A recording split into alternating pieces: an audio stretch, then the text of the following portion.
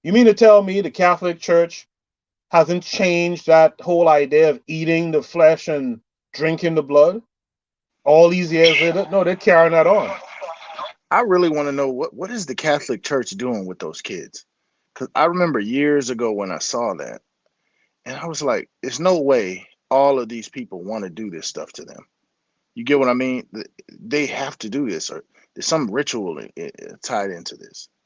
But I never heard anything on that. Keisha or Azuli, please call in if you want to. I'm going to show one thing while you guys are talking. Keep going. This is getting interesting about the Catholic Church and stuff like that. It's very interesting. Yeah, like I said, I don't really know much. I just always wondered that because I'm just like, there's no way it's routinely happening like this, and then all of them just want to do it, it just keeps happening. I'm thinking there's something to that. It's some type of ritual, some type of occult practice.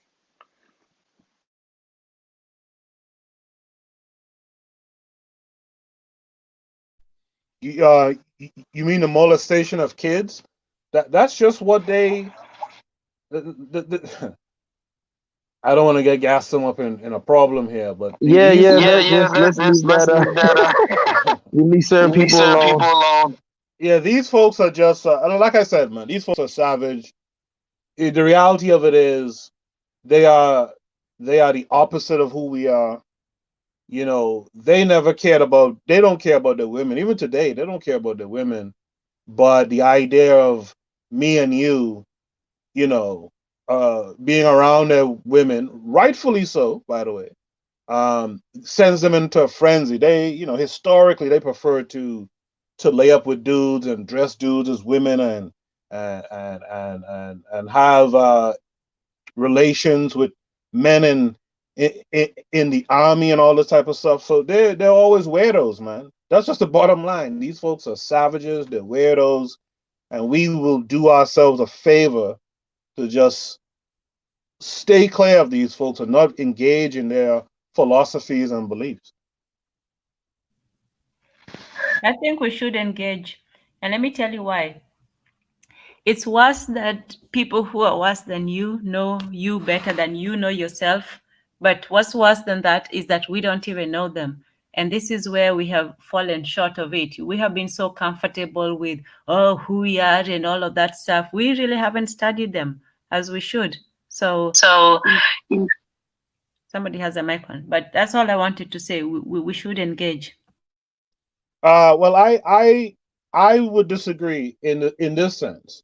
I think we should understand them for sure. I think we should study them. Absolutely, you're supposed to study your enemy, just like they study us.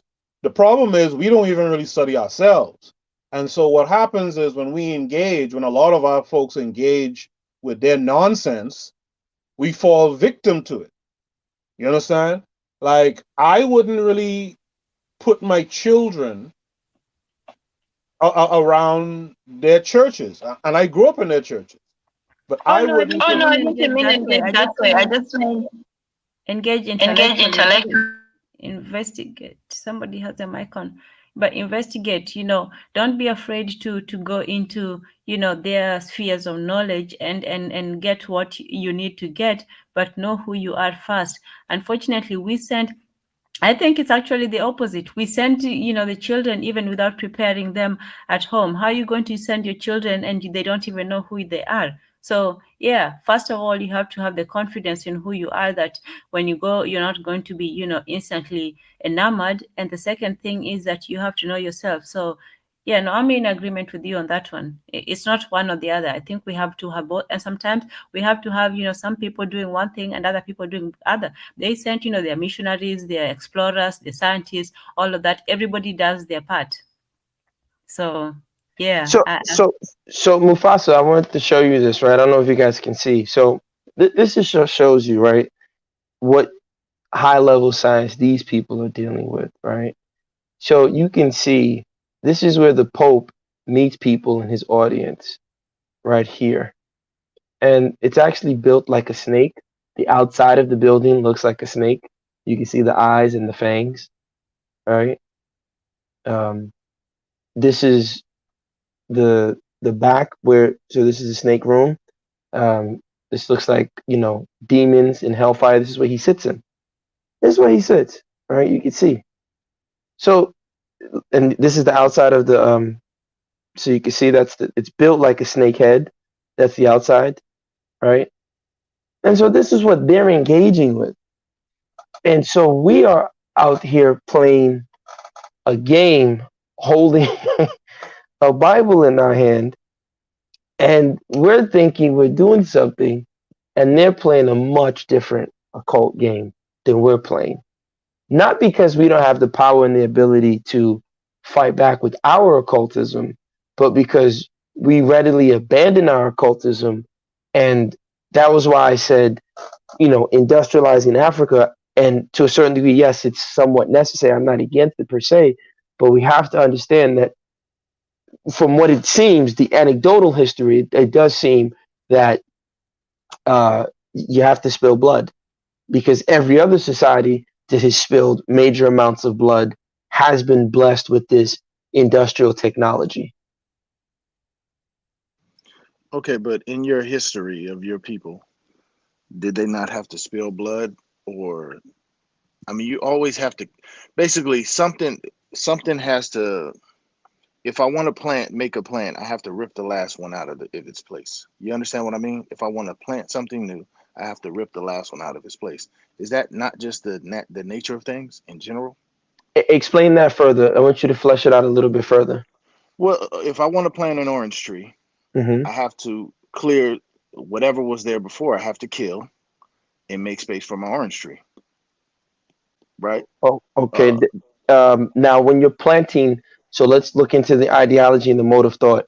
Are you, the hunter gatherer type, or are you agrarian and you're farming for an orange grove, right? As opposed to gathering your wild roots and your wild herbs, and maybe you scatter some seeds in different places. Of course, you can plant, but you're not planting with the concept of I'm planting so I can enslaving, harvest. ens- yeah, Yeah, go ahead. enslaving the plant life, basically. So that's what I'm trying to say. So if you're looking to enslave the plant life, then yes, of course.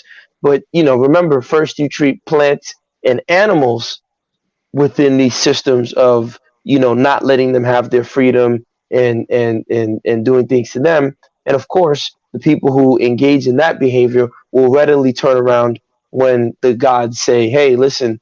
And that biblical idea of Cain and Abel is very, very telling, because it says it there that, hey, dude, you didn't give me any blood.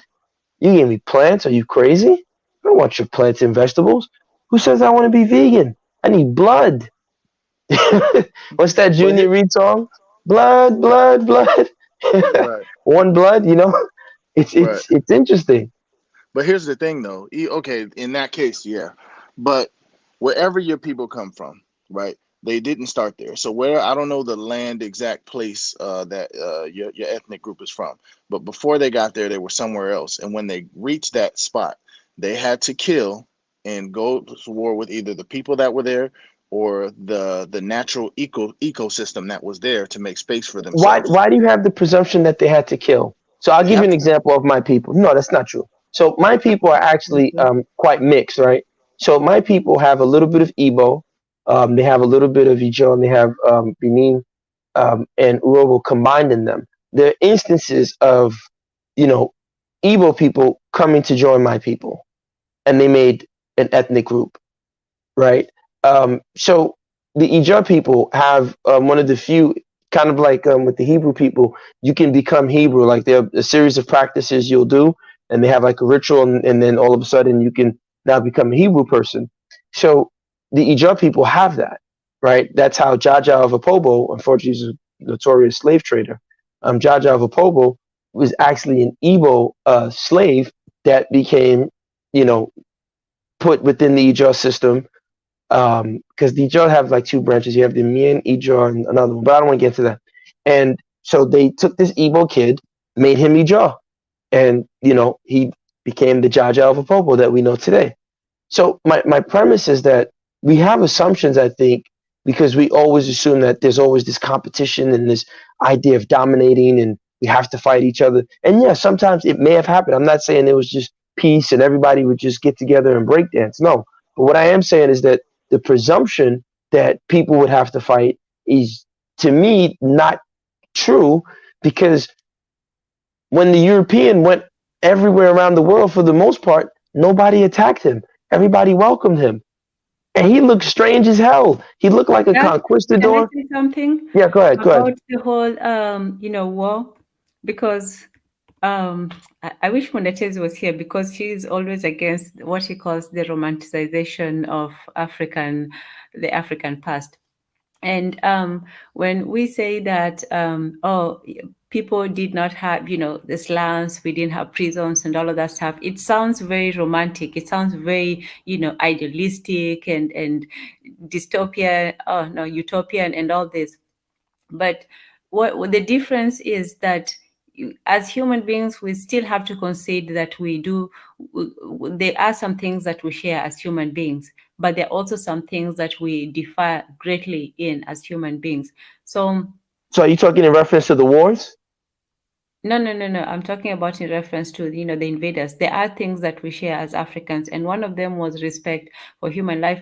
And the difference, I will still emphasize this: the difference between us and them, whoever them is to you, is that we minimize. Sacrifice has to be made, and I think I'll go back to the beginning of this. Sacrifice has to be made. It doesn't matter where. We're not saying that, oh, we as Africans, we managed to live by with nature, just naturally. The nature just gave up, that easily to us because we were so wonderful and innocent and brave and nice and kind. No, we still had to work with nature. We still had to study nature and work with it and fight against it sometimes. We still had to contend with diseases and famines and rain and sometimes drought. But we had to study nature in partnership. We didn't look at nature as the enemy. Whereas for them, they grew up No, in a no, world where nature was the enemy. There was snow throughout the year. There was, just deserts and terror and animals trying to get at them and so on. So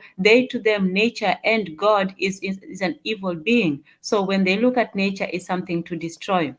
Now, that doesn't mean that we as Africans were just nice and great. We still had fights, but our approach to nature was to minimize the spilling of blood, even if you had to take in something that was disgusting or terrible, or something that you had to sacrifice yourself as a human. If you had to sacrifice yourself for the sake of, your whole village, that is what you had to do. But they did not have any compassion sacrificing a whole village for just themselves.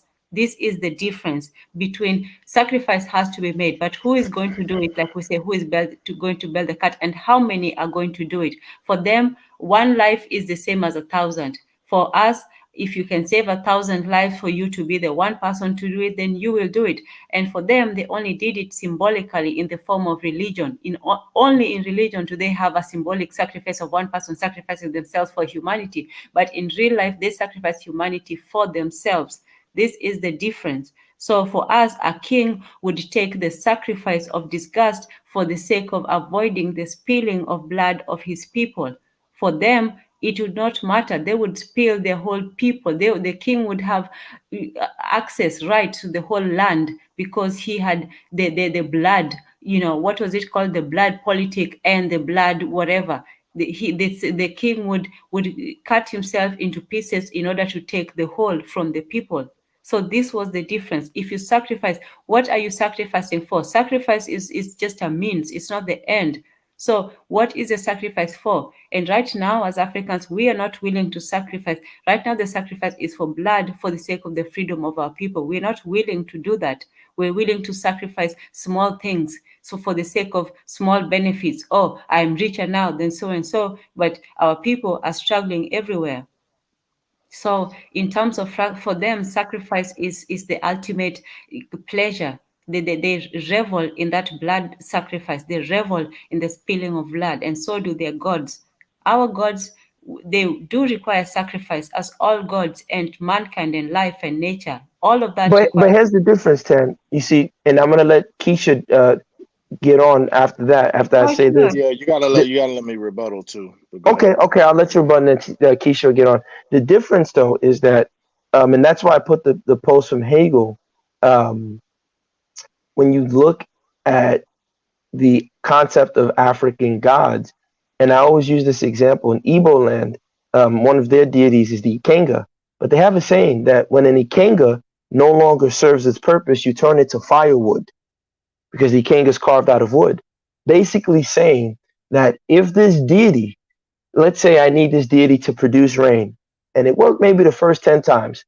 And after 10 times, this deity stopped giving me rain. I'm giving it food. I'm cutting the goats. You know what, man? Yo, burn him up. We don't need him no more. Burn her up. We don't need her no more. She's not delivering. You understand what I'm saying? But within the European system and the way they taught us Christianity, we can't get rid of Jesus.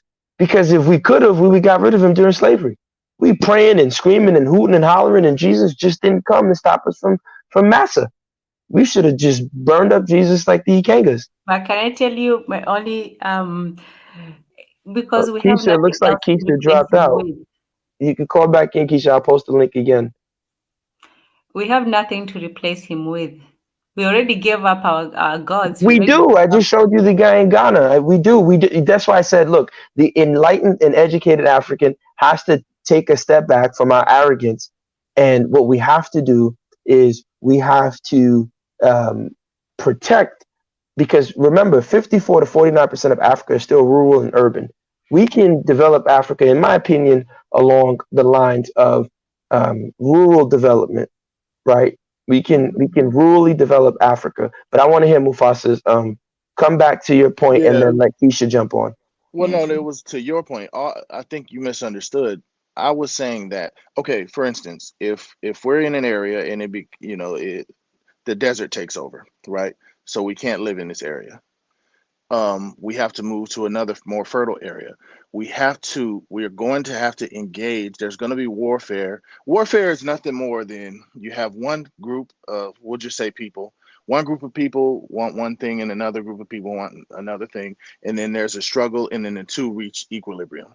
Humans do this, cells do this, everything does But why this. are you assuming that that's a great assumption? Just like the assumption earlier in the post, I talked about the assumption of Homo economicus, right? That man is trucking and bartering, and so they tell us What are we that. gonna eat in the new place, Well, let Gas? me What get we to it. going? I'll tell you. So the assumption that they tell us in the history of capitalism is that people had trade by barter and it didn't work because you had the double coincidence of wants. You had the when the it was too large. Let's say something got too bulky and to transport it. I can't remember what we learned this in high school. The issues of trade by barter, but the anthropologists have actually said that that's bullshit. It's not how it worked, right? Because they're assuming spot trades. In reality, in any society, even in Europe, most likely we knew each other in the village. So the way it would happen is I would say, "Hey, Mufasa, I like your shoes." You would say, "Okay, thanks, you can have them." And then next week, you might see me and say, "Gas them up. I like that shirt." And I said, "Go ahead, have it," because I would remember you let me have the shoes. And we had a different concept, right? There wasn't an immediate spot trade. But in the Western system with Homo economicus, they're immediate spot trades. So the assumption that, we're living in a desert land and we have to, well, how far are we traveling? So if we're in Morocco, are we going all the way to Zululand? Of course we're going to fight a war because that's a whole different culture complex. Of course we're going to have to fight the Zulus. But if I'm coming from Morocco and I go to Mauritania or I go to, northern Mali, likely there's a culture complex where the language might be somewhat similar, and you No, can no, see but that. I'm Yeah, go not ahead. referring to people though. I'm not. That's where you're losing me. I'm not Okay. referring to people. I'm saying just empty land. How you going to build your house? You have to clear out space. You see what I'm saying? So you have to eat certain animals. You have to eat certain plants. You're disrupting the equilibrium that ecosystem had, right? So you're engaging in warfare. Some of your people are going to get sick. Some people might eat the wrong animals, deal with the wrong I plants, wouldn't whatever see the that case. as warfare. I would just see that as Jose called it decay. That's just entropy within any system. Any system is going to encounter that entropy. So even if I move to a new land, I'm adding to the ecosystem. The ecosystem is Adapting. You responding have to in Yeah, adapt but the response to a to new me. ecosystem land isn't and you have balanced. to The sacrifice ecosystem a is few people balanced. to adapt. Say that No, again. but I say ecosystem. Go you ahead. Go ahead. have to adapt to the new land, and you have to sacrifice a few people to What adapt what and to Mufasa's learn. point is that I met the ecosystem balanced already. Perhaps I did, It right? is not Perhaps I did. balanced though. The ecosystem is in a constant state of entropy and change. The lion is constantly eating the deer, who's constantly eating the grass. So we as humans, you're talking about having zero A carbon static, footprint yeah. or something So like that. Mufasa, you're No. assuming that there was like a static or a set ecosystem that's We already humans are within just a Okay, part so of it, and homeostasis. that's the difference what between happens us if and Africans. We are Wait, I wait, a drop Tan, let part him off go. of Wait, and part Tan, of yeah, Tan, it. yeah, wait, yeah, yeah, because Tan, y'all wait. not let Let me All finish right. the Mufasa go. syllabus. What No, happens no, if I yeah, drop off Mufasa. 1,000 lions? If I Yeah, drop off 1,000 lions in this place, you get yeah. what I mean? You're No, I agree. disrupting the ecosystem. So when you show up before, before nobody was eating, or maybe a certain animal might have been eating the apples you're eating now. You get what I mean? So there's a new ecosystem. You disrupt it, you find a new equilibrium. That's But just you're a already reality. disrupting where you were No, wait, before. hold on, That is Tan, why Tan, you had wait. to move. Tan, slow down, No, wait, Tan. that's Hold fine. on, Tan. Wait, That's look. Go ahead. Go ahead. Because that's a good point. Like if you drop 1,000 lions within a place, but keep in mind, realistically, that would never happen. You wouldn't just grab 1,000 lions and put them someplace, right? So you're right. There is a disruption, for the lack of a better term. There is a disruption, but that disruption, I think, is part of the it's not the Newtonian universe. It's more the multiverse, that chaos theory, that string theory, that everything is within a state of flux. That homeostasis is actually instability. It's not stability. Like the real ecological homeostasis is instability. And Yeah, but so there's that's yeah. Go ahead. everything doesn't make it through the struggle though. Some And things and die that's off and some things that's the warfare. well, yeah. I mean, if I look, I can't tell you not to call it warfare. I guess you're going to see it as warfare. I wouldn't necessarily see it It as really doesn't warfare. make a difference. It's semantics at this point because warfare is nothing but my wife wants me to put the seat down. I want I want to leave it up. Then we go at it, and then there's The, going to the be only some reason, compromise of something. the only It's all reason the why I'm same. It's just a hesitant, struggle. the only reason why I'm hesitant to use that type of universalism is, and quickly, just before I say why I'm hesitant, you guys can look at the the image that's there. You got it's on the Guardian. So when they opened up the CERN, this is where they do a lot of particle physics research. Again, this is the voodoo that these people are doing. Allegedly, they did a mock human female sacrifice. So allegedly, they said this was done in jest and that she wasn't really killed. Whatever. But That's actually the Shiva statue, and once yes, that's the again we Shiva go to the statue. Asian fetish. Yeah, but, we know who we know what they're in love with Asia. But no, to respond to your point, and I want Keisha to come on after that, Mufasa, is just that I get it. If you see it as warfare, my only hesitation, and I always say about this Kantian universalism, my fear is that what ends up happening is, for example, um, people will say things like, I was on another platform where I showed them because I said it. I said the Roman Empire was in West Africa, and Dia, who's in the chat, was there with me, and they were like, "What? This guy's crazy, Rome." And they Googled it and they found out actually Rome was in West Africa. You had dark skinned black Roman emperors with nappy hair because the Romans were not engaged in racially categorizing Roman citizens. That didn't exist, right? The Romans thing was look, our penis is the biggest. Just pay us some tribute, give us your boys as soldiers, and you can have your women. We'll take the pretty ones and we'll leave you with the ugly ones. So the Romans, engaged. But now for someone like an American, thousands of years later, a white American or European American to say, well, we were just like the Romans. Like, no, no, dude. You took people from their land, you stripped them, you invented miscegenation laws, or however you pronounce that word, right? You're still doing it. Like I said, rest in peace to those people at Buffalo who were sacrificed. You're still doing this stuff. You're not the same as the Romans. You're not the same as the Greeks. Stop, comparing. And I think to me, we give them a cop out when we just try to universalize and say, well, humans have always done that. No, what they're doing is unique to their philosophical underpinning. I don't know if that makes sense to you. I don't see how it. I don't see how it. What your issue with the word warfare is? What exactly? No, I said it's not the word warfare. My issue is that I wouldn't categorize it as warfare because then that gives um, um, a level or an out for the European to now justify their excess to say, Well, oh, it's okay. just How do you natural think the warfare. tree? How do you think the tree that you cut down would categorize it when you kill it to make your house? You kill it to clear up space. How do you think That it would that's a categorize it? That's a great point. The tree is alive, and it would categorize it as that. And keep in mind, we in West Africa I could talk about in West Africa, we weren't necessarily using trees to we weren't chopping down trees to build our houses. We were using mud architecture, right? We were You using were the using earth. muds, but how are Yeah. you clearing out the space? So okay, I'll get to that. Now, keep in mind that is why you would give a sacrifice to the deities of the land.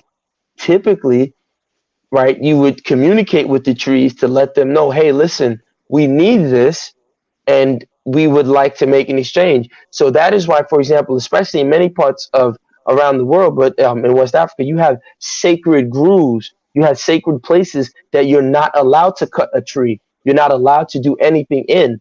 Those trees are left. So like I said, I don't want to belabor it. I understand that you use warfare, and I can understand that, right? But I'm just saying that was my I only could divorce hesitation. from the word warfare. I want to let Keisha in. No, I want to let Keisha Yeah, in. that's what I'm saying. Keisha, I know you've been waiting patient. Um, Yeah, I've what been you want to waiting come? about 3 hours.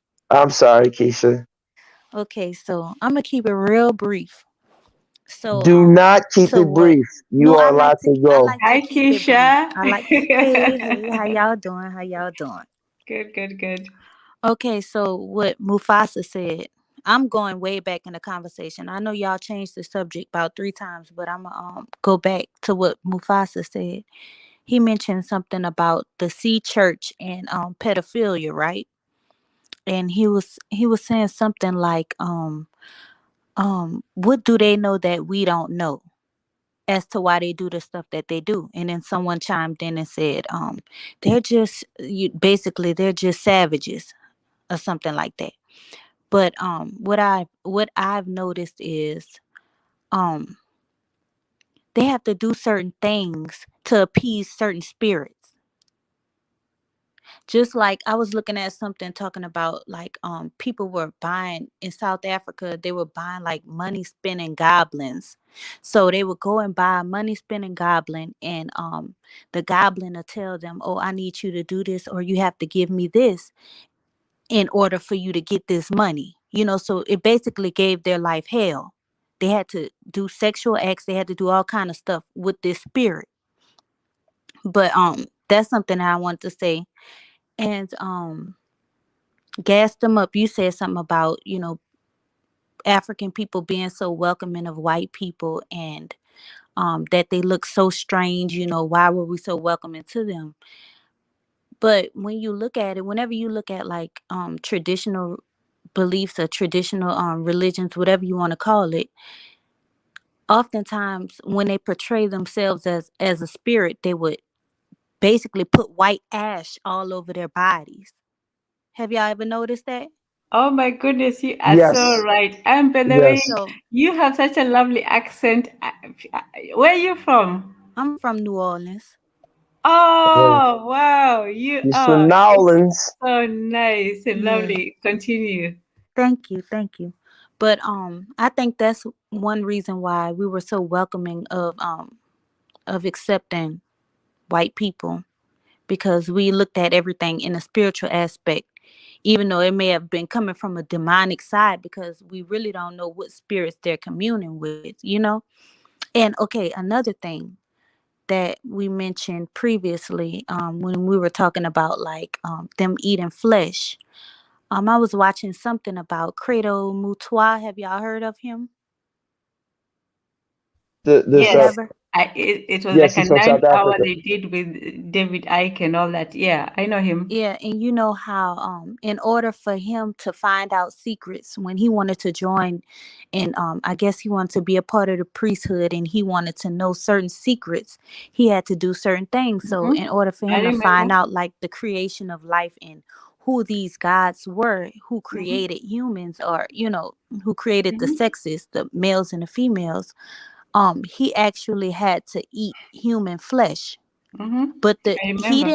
he didn't say that he didn't say that they went and killed someone. He said that this was someone who had recently died, so they went and dug up his grave and they took his hand and cut a piece of flesh off of it, and he had to consume it in order for him to find out different secrets that he wouldn't have known unless he would have laid his ego down, basically, like what we were talking about earlier about the ego thing. Yes, yes. But Yes. Jose was talking about it. Yes. yeah, in order for him to find out certain types of information, he had to do this, or he had to do that in order to obtain this information. So that's why I was saying it's certain things. Whenever they're communing with certain spirits, they have to do certain things. But in order for them to find out information, they also have to do things that, you know, we would look at as being horrific or savage. True, true. No, and that's why, I like what the Igbo people said about, and that's why I put the quote from Hegel, right? Because Can I Hegel recognized. Yeah, wait? go ahead, go ahead, Can go I ahead. add one more thing too? Like, Yes, yes, we I know we have a lot of, you watch Jordan Maxwell, or you yes. I you know may Jordan hear Maxwell. different Yeah. things about how the concept of Christ and the universe and the 12 months, the zodiac signs, all that stuff he talks about. But like in the Yoruba beliefs, they actually believe in a Christ-like figure, but he he wasn't called Jesus. He had a different name, but it's You mentioned mean in there. Eshu? No, not Eshu. It's not Eshu. It's not Eshu. A lot of people like to debate it, but it's in their um um um um their Odu Ifa. It's in their Odu Ifas. It mentions a man born of a virgin woman, but they don't call him Christ. I forgot what it's called. I'll have to find out and I'll let you know. But Hmm. this Yeah, no, is I would what love to see it. this is what a Babalawo told me personally. Mm. So because I kind of questioned that whole notion of Well, Christ, if you but take out the word, if you look at Jesus, right, you take out the J and you take out the S at the end, you're left with Eshu, yeah, you're left with Eshu, but right? it's not Eshu. It's No, no, not I'm not Eshu. saying that Jesus is Eshu, but But yeah, I mean, they both hold like the same stance. Like you have to basically go through them to get to whatever yeah, spirit you you're need the trying to get And, to. crossroads. and just a Yes. Yeah. reminder, and this is going back to the person who said that Roman was black because it was in West Africa. No, you can take somebody's culture, and that's what I'm saying, that they don't have loyalty to their own gods. If they find a god that is more convenient for them, they will take it. The same way the Greeks took the Egyptian gods and made them their own, but this is the difference. They make them their own. We just take theirs and leave them the way they are. So Well, I mean, the you Greeks said took the Romans are being black. well, somebody say that, oh, No, I well, said that. I yeah, you, said that well, the no, they were Romans were in not. West Africa. Yeah, they were No, in I'm West saying Africa, but they were not black. no. What I'm saying is this. Here's what see, and this is why I say we have to be careful. What happens a lot of times is we end up taking um, our modern day interpretations and projecting them backward. And so, effectively, um, like I said, the Romans were not analyzing race, nor were the Greeks. So it was multicultural and multiracial. So Hmm. when you look at the Roman statues and the Greek statues, we think they were white statues, and that's not the case. They were actually painted. They were painted different colors. No one knows that. So I'm not telling you that the Romans were black, nor am I telling you that they were white. They were multiracial and multicultural because their society absorbed whoever came in contact with, right? Yes. So you did have black Roman emperors, and the Romans didn't say, "Hey, look at the black." It wasn't a big thing to have a black Roman emperor, whereas in America, it's a big thing to have a black president because of miscegenation laws, where you don't allow people to mix, the so-called races to mix. And if you think about that, that's actually what set America back. Because and it probably happened again, looking at it from a spiritual perspective, maybe America's racism happened, unfortunately, for a good reason, because African consciousness, for the most part, actually arose from the diaspora, right? Afrocentricity, the, the This is quest, where Jose hates me because he always the accuses me of being a Black American simp. no, I don't get into all that, but look, listen, the quest for blackness, because they were not allowed to have the American identity, whether it's in the North America. Hold on, Jose, I'm almost done. Hold on. Because they were not allowed to have the American, whether they're in Brazil, North America, because they were denied that and they would kick to the margins, whereas the Romans and other groups would say, hey, look, I don't care what you are, right? You can do the work, you come on in. By 1900, 1850 something, you should have had a black president back then if America was serious about the America project. So by now, 2027, we probably should have had a Mexican president because America's coming in. It doesn't matter what color you are, you're incorporated. But maybe that happened for a reason. They didn't incorporate the Americans, and that might be the sacrifice backfiring on them, right? And so it actually forces the Africans taken away to look backward towards Africa, and they, in many instances, hold on and bring a lot of cultures back to us that we've forgotten and that we've lost and that we've let go. Well, that sacrifice was not done for Black people at Azulism. It was done with Black people. Black people made the sacrifice for white people, for white technology, for white knowledge, for white science, for white comfort. What we enjoy right now is because of the sacrifice, but it was not done for Black people. It was done by. Well, So Erzuli's into the I'm not gonna put his business out there, but Erzuli's definitely into the spiritual world. Erzuli, I want you to call in because this is right up your alley. He's I a don't mess practitioner. with the spiritual world. That part is just, yeah. Yeah, Erzuli, he's an actual practitioner. Mm. In the arts. So I would love for him to call in. But yeah, I want Yeah, but I do like, I think the Black Americans have managed to maintain the spirit, and if not we have lost the spirit in Africa. We have just completely given over to the religion, but I find that's why I still respect the Black Americans and the diasporas, let me say that, including the Caribbeans, because they maintain that African spirituality. We give up our gods too quickly. I know that we lost the war, the physical war, but we still we give up. didn't lose the war. Stop saying that. We had a fight. It's Okay, okay.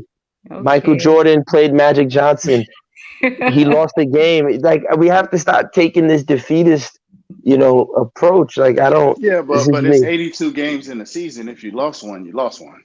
It is what it is. Okay, I mean the Bulls were 72-10. Doesn't mean that they were losers, Gods. right? In the grand scheme of African You history, old Zimbabwe, Egypt, Benin, Masa Musa, so many other things that we created. The Fulani, the Ausas, all these things we created in Kenya. All these things we created. The Zulus. That's like 72 wins to just what, 5 losses? Let's give ourselves a round of applause. I could count a You couple more know. than that, but I'll go with that. You know what I'm saying? Erzuli's with us. Erzuli, like I said, I'm not trying to put your business out there. I know you're a practitioner. What do you say to the premise? Because the whole premise of this show was to say that sacrifice is stronger than ritual, it's more powerful than ritual, and that any industrial nation, whether it be the United States, whether it be um, whether it be Russia, whether it be Germany, whether it be France, all these industrial nations, Japan, they all had to sacrifice millions of people. Blood had to be spilled in some form of voodoo for the gods or the spirit to give them industrial technology. What do you have to say to that? Um, I have to clear something up. I'm a studier of voodoo, Haitian voodoo. I'm not a practitioner but I learn it, and sometimes I do my little own practice on my own. You understand what I'm saying? But what I've heard through, even when we look at the Haitian Revolution or whatever, when they did the Boakaima ritual, they didn't sacrifice humans. They sacrificed a pig or whatsoever. So I've spoken to people, elders, and they said this. Those people, they have to do that because the gods they are trying to reach are not theirs. So we're not supposed to be doing blood sacrifices. So black people in general, like people who like you're not supposed to be doing destroying each other to get your kids into college or to get a big house. Because in the end, you're gonna pay for it. So according to the elders that I've spoken to, Say that again, Urzuli. Say that one more time, please. I said you're gonna pay for it if you sacrifice. Exactly. So this is what they said: the person who did the ritual for you is not gonna pay for it. You're gonna pay for it because they did it on your behalf. So Yep. if I go to a person and I say, "Yo, I want to I want to win $1 million," and they tell me, "Well, if you want to do that, you have to bring me a child," and I bring the child, that doesn't go on the person that did it. It goes on you. So at the end of the day, all this blood sacrifice we're talking about, and I'm just with our people, when you do it for selfish reason, let's say you was gonna do a blood sacrifice. I do not understand how come the black diaspora they don't do sacrifice for the whole. They do sacrifice to go study to college to get big houses because it's always individualistic sacrifices. And if the gods that we are worshiping are demanding blood sacrifices, like we're talking right now, and we feel that it's weird it's wrong to kill somebody just to gain materialistic thing. So are the gods we are worshiping worse than us? Or That's a great question. That's why I've said, remember, Azula, I said the Igbo people have a saying, and I believe it happened in many parts of Africa. If the gods no longer serve you, you burn them, you get rid of them because God doesn't create man, man creates God. They need our energy because if they were so powerful, they wouldn't ask me to spill blood. If you're so powerful, why do you need DNA? so that's what I'm saying. So one person said this that we don't need to do blood sacrifice because that's the person that I talked to because it's our technology. We just have to find a way to tap into it without doing that. If it's ours, we don't have to. But they say the other people. So like for example, a lot of Haitian people say that like a lot of those politicians they go to Haiti to do work to get work done so they could be on top. Like a lot of those super big super power nations and presidents they do that trip to Haiti or to get that thing done. So my thing is, why are we even performing these for these people that are still using that to keep us in bondage or bad position? So it's a weird thing. Well, So go ahead, sorry. my bad. No, I was gonna say that. Are we really against killing though? Because most of us support the troops, join the military. It depends on what's going on. So I mean, are we against killing that much? Well, what I'm saying is We believe in the people death penalty. people who do I'm talking about when I speak about I'm talking about us. Okay, I'm not talking about the people who are part of the secular world. I'm talking about spiritual people. So if you join, I guess you're right what you just said, but I'm talking about the how do you tap into that technology? That technology that I could jump in your body and move you out and use you. That technology I'm talking about. That technology that the Haitian people could do. That the spirit could jump in your body and move you out. How do you tap into that without sacrificing blood? That's what I'm saying. You I think can't. we're comfortable with it as long as it is not our doing. I think we're comfortable with death as long as it is not our It's your mandate of death. taxes, though. It's your Yeah, if taxes. somebody else tells you to Wait, do it, 10, did you hear what he said? He said your taxes are the sacrifice. Your tax and your labor is the sacrifice yeah, within the that Western I do It's system. agree with also that, but your I'm hand. addressing It's the your point hand in about the act. us being comfortable with death. We are, when he talked about joining the army, supporting, the death penalty and so on. So we are comfortable with it as long as somebody else tells us that we are comfortable with it. We don't want the agency to come from us. That's why we do tend to sacrifice our own people, but we don't want to do that to another. So we have civil wars and, this person versus this person, so on, but we don't want to fight the real person that's really doing these things to us. So we are comfortable with it as long as it's not us. But for them, they are comfortable as long as it's not them. Mm. I want to let Jose, because I know I cut him off. My apologies, brother. He had something he wanted to go say, and then I want to let Koku, and then we'll start wrapping up. Man, I kind of went way over the time I expected. But Jose, are you still there? You might have to unmute your mic, Jose. Jose, are you there? Okay, guess Jose's muted his mic. Um, Cool. Wanted to hear what your thoughts are so far, and then we'll do a roundup. Unfortunately, I'm walking right now. Okay. That's fine. That's fine. Yeah. All right. So I guess Jose might have fell asleep because he was jet lagged. I know he came in, so Jose might be sleeping. But I'll let Ten and Urzuli and Mufasa keep going for a few minutes, and then we'll do some finishing touches on the the premise of what I've been saying, which is that in order to industrialize, you must sacrifice, and is that something that we want for Africa? But why And are we trying to industrialize that way? That industrialization that you're talking about, that we're talking about, destroy lives that we don't see. tell That them, industri- I Yeah, want you to say that for but when Mufasa. you, Go but ahead. okay, yeah, but when you, it's Can I destroying finish, lives either brother? way, Can though. I finish? Yeah, go ahead. Sorry. That industrialization we're talking about is not is not great towards nature. It destroys nature. It destroys people. It creates individualistic behavior. It creates murder. Why are we trying to get to that industrialization?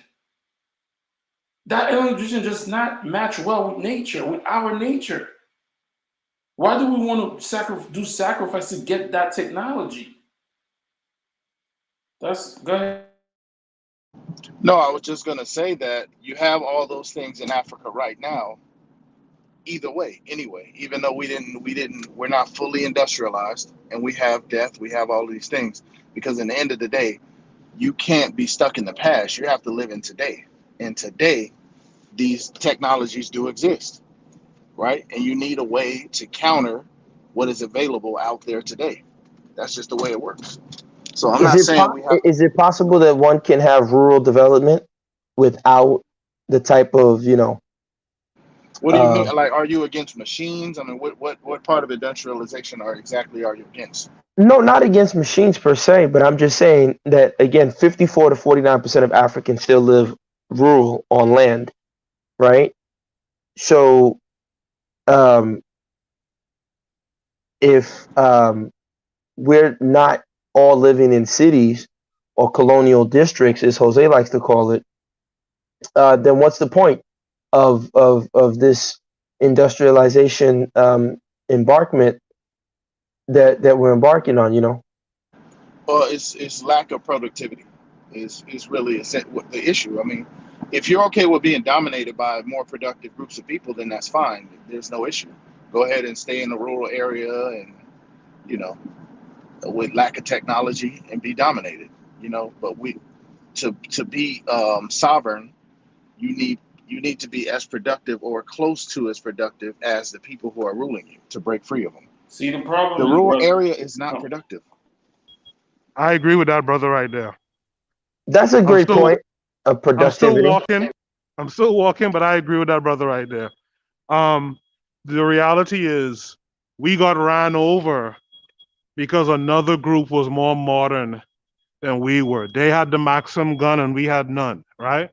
So the idea is that you want to, number one, you want to give your people something to do. The way we're going about stuff now, a lot of our people are just idle. They're not doing anything. You want to give your people something to do, and that thing to do is ultimately is to protect your lands. Land equals freedom, right? And like the brother before me just said, if you want to just sit by and be dominated, then go right ahead. But that doesn't make sense when you have the capacity and the capability to modernize yourself and at least keep in lockstep or keep in stride on some levels. You don't have to lose yourself. You don't have to necessarily modernize the way they have done, right? But you gotta be able to keep up in order to protect yourself and protect your people, etc. So I agree with that, brother, 100%. I'm sorry. Continue, guys. Razuli, what do you have to say in response to that? Razuli had a point. Okay, so I mean, I understand what the brother is saying. I understand what Koku is saying.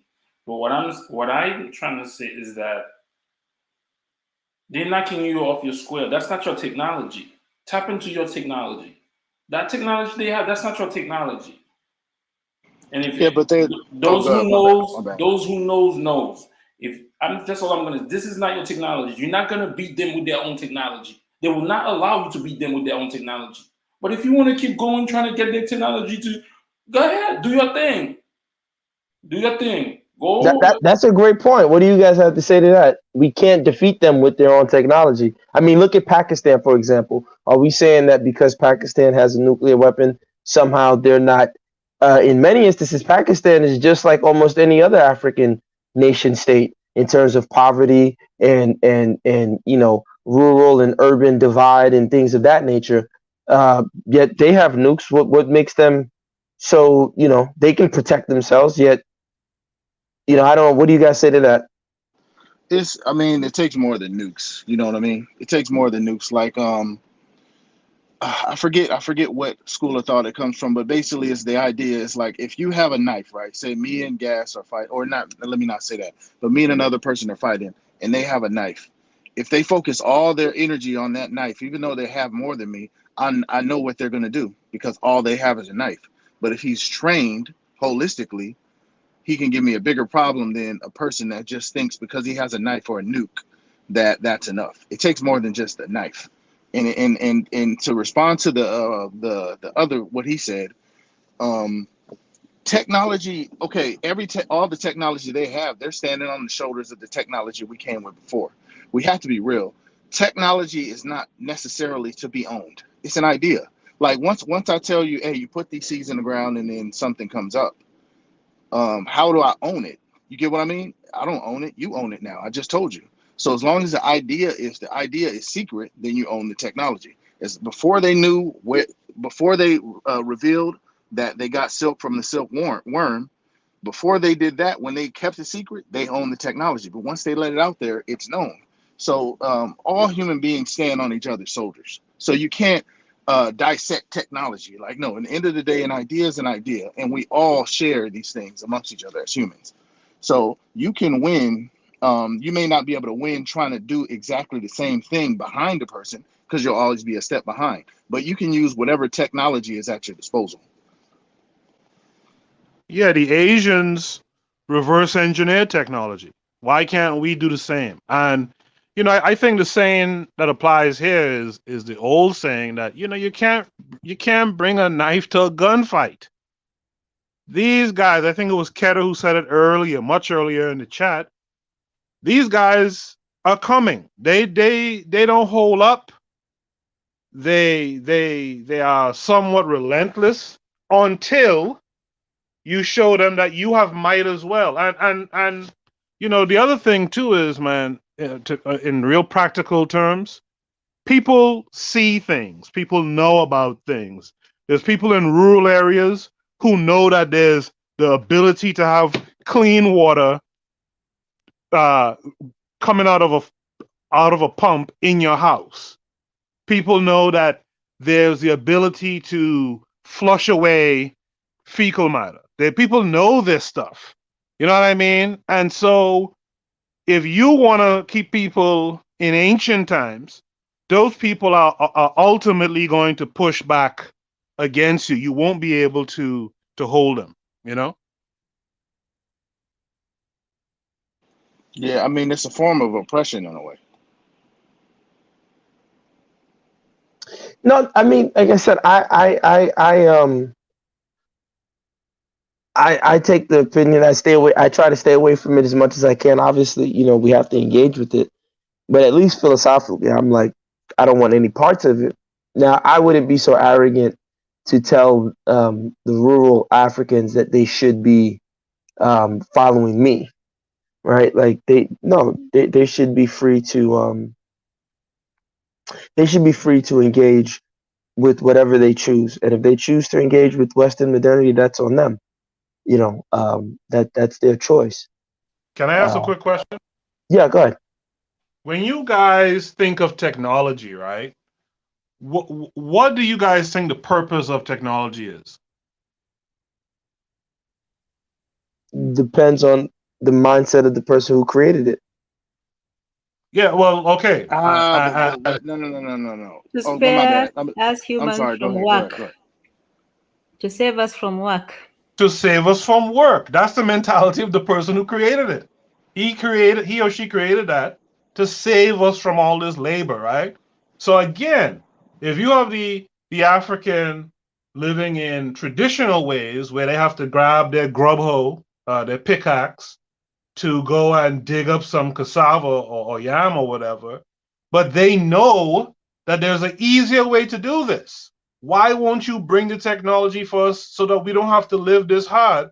I'm telling you, you're gonna have a problem with That's those, with your people. that's a great question, but here's the other problem I think that we don't see.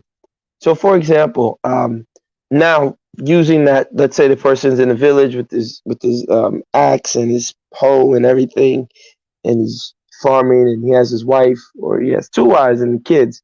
You now come to him and tell him, look, there's an easier way. You're gonna work in a factory. You don't have to work as hard. You make more money. But now that man gets into that system, he realizes, wait a minute, because this is what we see. I mean, there's a reason why Charles Dickens is a classic, right? We see this play out all the time, where the guy who's the simple country fellow comes down to the city and gets destroyed by the concrete jungle. And his wife now is subject to sexual, advances by the foreman on her job. She probably gives in. The kid is not his. The son looks down on the father because the father isn't educated. And I know I'm giving a hypothetical extreme scenario, but I'm just showing you that a lot of times we we give them, and that's the thing about the technology. And I think I can agree with Urzuli about the sacrifice for industrialization, because when you go to the spirit man or the spirit woman and say, I need this, they don't tell you that like in economics, nothing is free. There's no such thing as free lunch. So you still have there's an opportunity cost. And you know no one's saying that you shouldn't give him access to the information about the technology, but let them know what the real, the fine print. Don't give them a Faustian, what is it, a Faustian, where you do a deal with the devil, the Faustian. Right. Yeah, no, the technology a The lot of times. Faustian bargain, Mephistopheles. Yes, it ends up this Faustian exchange where you think, oh yeah, I have time on my hands now, because look at all of us, right? We have time on our hands. Telecommunications, the train, social media, Facebook has drastically collapse time and space between us. I can be in Costa Rica and talk to someone in Brazil and do business with someone in Dubai and transport my goods from China to South Africa and sell them. Yet we're still divided. People are still lonely, right? People are still frustrated. There's still this crisis of meaning. So, But gas them up. yeah, go ahead. Gas them up. There's a flaw in that analysis, though. The flaw in that analysis is that we have to do things the same way the Eurasian does things with technology. No, we don't have to have the country guy go to the city and now his wife is being molested by whom? No, we are going to control how we dispense and more importantly, because that's the thing about economics that people don't talk about enough. Economics is what really makes culture, right? So we are the folks who are going to develop our economies in our image and likeness, right? When we talk about labor, that labor is for the collective, practicing Ubuntuism and communalism, right? We are the people who will see to it, not going to these other folks with our hat in our hands, begging for an opportunity, and that's when the abuses start. So your analysis is continuing this idea that, well, if Africans control technology, right, or control their systems, they're going to do the same thing to their people. That's not necessarily true. Well, okay, but that's where the difference comes in. Like you mentioned before, you said the technology, it depends on the person that makes the technology.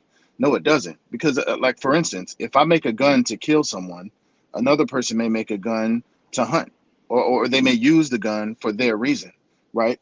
And just because there is an easier way, this is a philosophical difference, though, a mindset difference. Just because there is an easier way doesn't mean you always take it. Because like when I'm in West Africa or in these different countries, um, I see the phone and the social media and all these different technologies. They're destroying these people in the same way that it's doing us, and it's like they're learning nothing from watching us. They're just falling right down the same rabbit hole. You get what I mean? But if you engage with technology with your own philosophy, you can do things differently. Like for Yeah, that instance, was my point. right. Because it's like, yeah, we can create a factory, but you can't just destroy. It's like, yeah, oil makes a lot of money, but you can't just destroy the environment because the environment, you need the environment, right? So you can't use these things with the same type of mentality as other people, but that doesn't mean you can't use them.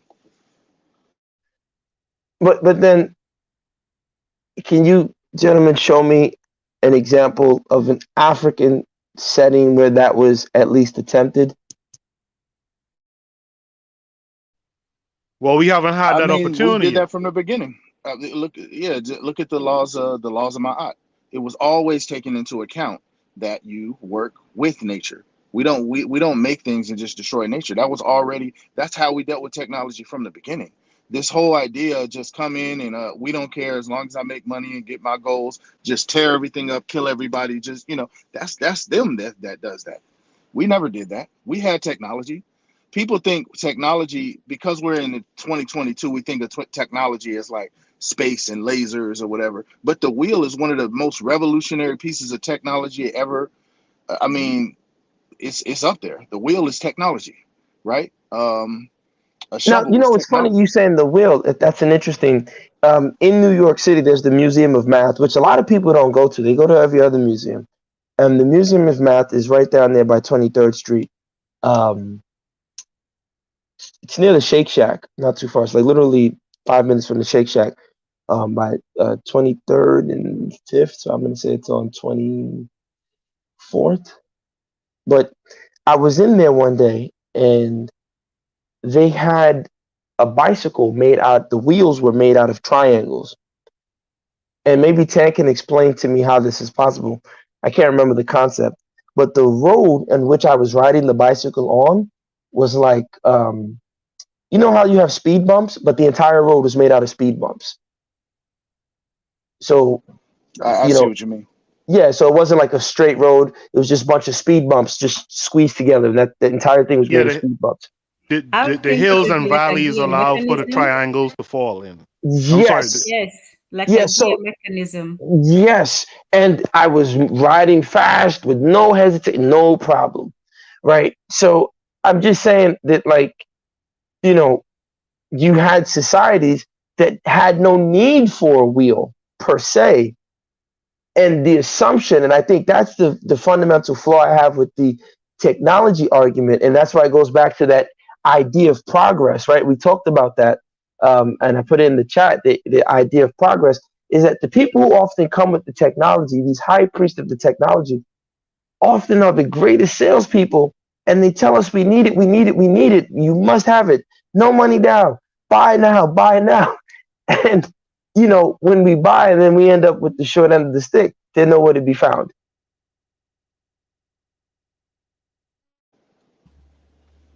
Yeah, and for me, and what I was saying was this, it's not that we don't want power, it's not that we didn't go to war, it's not that we didn't fight. The difference is that we put a limitation to it. Let's take the idea of war. It's not that, Africans just loved each other.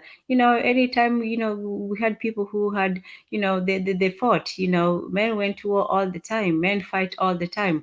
That's just human nature. But the difference is that we had rules to war. There was a limit to war when firstly it was there were rules to it and there was a limit to it. The rules were it was only the men who fought the war. They fought it, and then there was an end to it where the elders would come in and then they would speak to each other and so on, and there was a limit to the war. It was not continuous and it was not unlimited war, just war forever and ever. So there was a limit to the escalation. So war was a reality, but there was a limit to it. Same thing with distraction, with nature, with all this. When you had exhausted nature, then you would move on somewhere else and find a new place and let the nature that you had ravaged settle and heal and come back and so on. So there was limits to things, whereas even with accumulating wealth was in terms of of physical forms. It was not in terms of, because money is still somewhat nebulous, immaterial and so on. Its value can change from one day to another, but cattle and land and all that, it's somewhat settled. So there was a wealth that was defined and there was a limit to it, whereas there's no legal limit to having money. There's no, oh, once you have this much money, there will be increase in how much you pay for it. Actually, there's a decrease proportionally, but there's no limit to how much money you can have. But nature sets limits to how much wealth you can have in terms of real wealth, in terms of cattle and land and so on. So the difference is that even for us in terms of spilling blood, sacrifice is, and that's another thing. So it's not that there was no sacrifice to life, there was no inconveniences and all that. But when I say that technology is saving people from work, it means that work is something to be saved from. Even in the religious aspect, sin, you're saved from sin, original sin. You're telling me that a baby is born sinful, a baby that is just crying and laughing and doing what babies do, the most natural and innocent thing. You save it, telling me that baby needs to be saved from its sin. So once you tell somebody that they need saving from something, then you can create all kinds of machines and ideas and machinations to convince them to buy into your system of saviorship. So once you convince people that they need saving from, let's say, whatever it is, poverty, from all the, even though they had everything that they needed, even though there was water flowing in the streams, once you convince them that they need it to be bottled and sold them to it in stores, then they will buy it. Once they usually tell them that they don't need to hunt and grow their own crops, they have to go exchange money for it, then they will buy it. So it's that convincing people to be saved from something that they did naturally. And then when you also look at saving from work, why do you think that somebody who goes to the field every day and works and plants crops and all this needs saving? People sometimes want to retire just to be able to take care of their gardens and plant their own crops and do all these things. So work, the way we look at work was also different, because for them work was a curse. Same in the Bible, that Adam was cursed for to work and Eve was cursed for childbirth, things that for us we looked at as a natural, actually a reward. work was the reward for your labor. When you got your harvest, that was the reward for your labor. So work was not necessarily something to be saved from, but technology assumes that work is an evil, and so making somebody work is like having dominion over them, whereas we looked at work as something that you were just supposed to do. It was a part of nature. The way animals hunted for their food was the same way you hunted for yours. The same way they worked for theirs is the same way you worked for theirs. It was neither a punishment nor a curse. It was just, a part of nature. Yeah. Okay, but they must not be against work because Europeans work much harder. European countries, there's a lot more work going on than there is in any African country. And a lot more technology as It well. depends on your definition of work, right? But a lot more technology as well. Any definition you want to use. No. Well, because Let's when you just go talk with of work, technology. If what is the most work that is done in European countries? Are they farming? Are they most of the work is technological? Is that not so? Yeah, but Yeah, still, you're so still if working it comes today. to physical I'm work, just more expending productive. energy, there's a lot more work being done in African and third world countries than there are in European countries. China manufactured a lot more goods as physical work. Indonesia, all these countries, farming is mostly done physically in African countries. If you look at farming in European countries, most of it is industrialized. Most of the work, in fact, involves sitting in front of a computer. Very few people actually do. In fact, manual labor is looked down upon and is much less than in other countries. So if you talk about physical work, Europeans and Americans do much less work than everybody else around the world. Yeah, I wouldn't relegate it to physical. Instead, sitting in front of a computer is physical, but Okay, so I know where they you're do going. rely on technology, and technology is there to I save mean, people but they, from they work, use which they technology in do. Africa. When I Hmm? go to Africa, they use technology every single day. Yeah, but they also They do a lot of physical work. They do a lot of walking. They do a lot of manual work. They do a lot of work in the countryside. There's a lot less technology than in any European country. No, I understand that, but what I'm Hmm. saying is there's more people working more often. There's more people working more hours, regardless of the type of work. There's Well, more the type people of work working is harder. very important because the type of European work is the technology aspect of it, which is to save you from work. We talked about technology being about saving you from work. So they have managed to do just that. They have saved the people from work and they have relegated the manual work to a very small segment of their population. No, but have you guys everywhere ever there's a seen tons this of manual work. have you Go guys ahead. ever seen this book right here? He's one of my favorite anthropologists. He passed Oh away, rest yeah, I peace. know He's about a this good one. guy, Yeah, I know about this one. right? Bullshit So jobs, he wrote a not just book. bullshit, just bullshit and bureaucratic jobs. And that's why Kafka wrote his book about that whole Kafka's thing, because for such an advanced technology, you do have to have a lot of bureaucracy and a lot of, in fact, poverty is actually just a bureaucratic, work. You just have a lot of people employed in taking care of a lot of poor people. So there's a lot of work being done, of course, but it's a lot of non-work, and that was the whole point of technology Yeah, to because what Mhm. it does is it ties again back to the European mindset, the so-called Protestant work ethic, right? Yet these were, of course, not all of them. Their elites were slave traders and It's a slavers, show. right? It's all a But show. they It's a want show of people to working work hard hard. while having somebody do the hard work for you. Exactly. You know? So the You can slave go master says, be tidy like me. clothing from 8 to 9 or whatever and just show like you're working work, but somebody is actually cranking up, all that stuff for you. So it is a show of work, and No, they're but this very is much this is on what I'm time. saying, that you guys are getting caught up in the disparity between here and there. Why you don't use a wheelbarrow? Why don't you just walk each, grab two, three yams at a time and walk them from place to place? A wheelbarrow is technology. It's just No, that but they're here's the further back in difference. technology. No, but Well, here's the let me difference. say this, and it's not that Africans were against technology. They did invent a lot of things that make their work easier. The difference is the limitation. when technology, the difference between the Westerns, they want to maximize technology so that humans, it's like that Well, scene Ten, you from should talk Wall-E about where performance. the people Remember, are just becoming consumers and all they have to do is sit back and maximize their comfort. The Africans still accept that work still will be done even though you do make it easier. So just like with the war, what I was saying, it's not that war did not exist, it's the minimizing of the blood. Blood and sacrifice will still have to be made. It's the people who are doing it that will be reduced. So in the West, you can have maximum amounts of comfort for a very select few, but then you have a lot of people who are still living in poverty worldwide because they are sacrificing themselves for a few people to live very well. So it's not the fact that Uh, well, people Ten, don't want I think what would technology, make it it's the even stronger, what you're limitation saying is on it. Ten. I think what would make what you say is stronger is if you expound on the concept of performance. When we talked about Joe Rogan, Mhm. I think maybe if you explain that to him, because I don't think he understands the concept of performance. How you know, with Africa, in African societies, performance is not tasked and measured. Maybe you've explained that.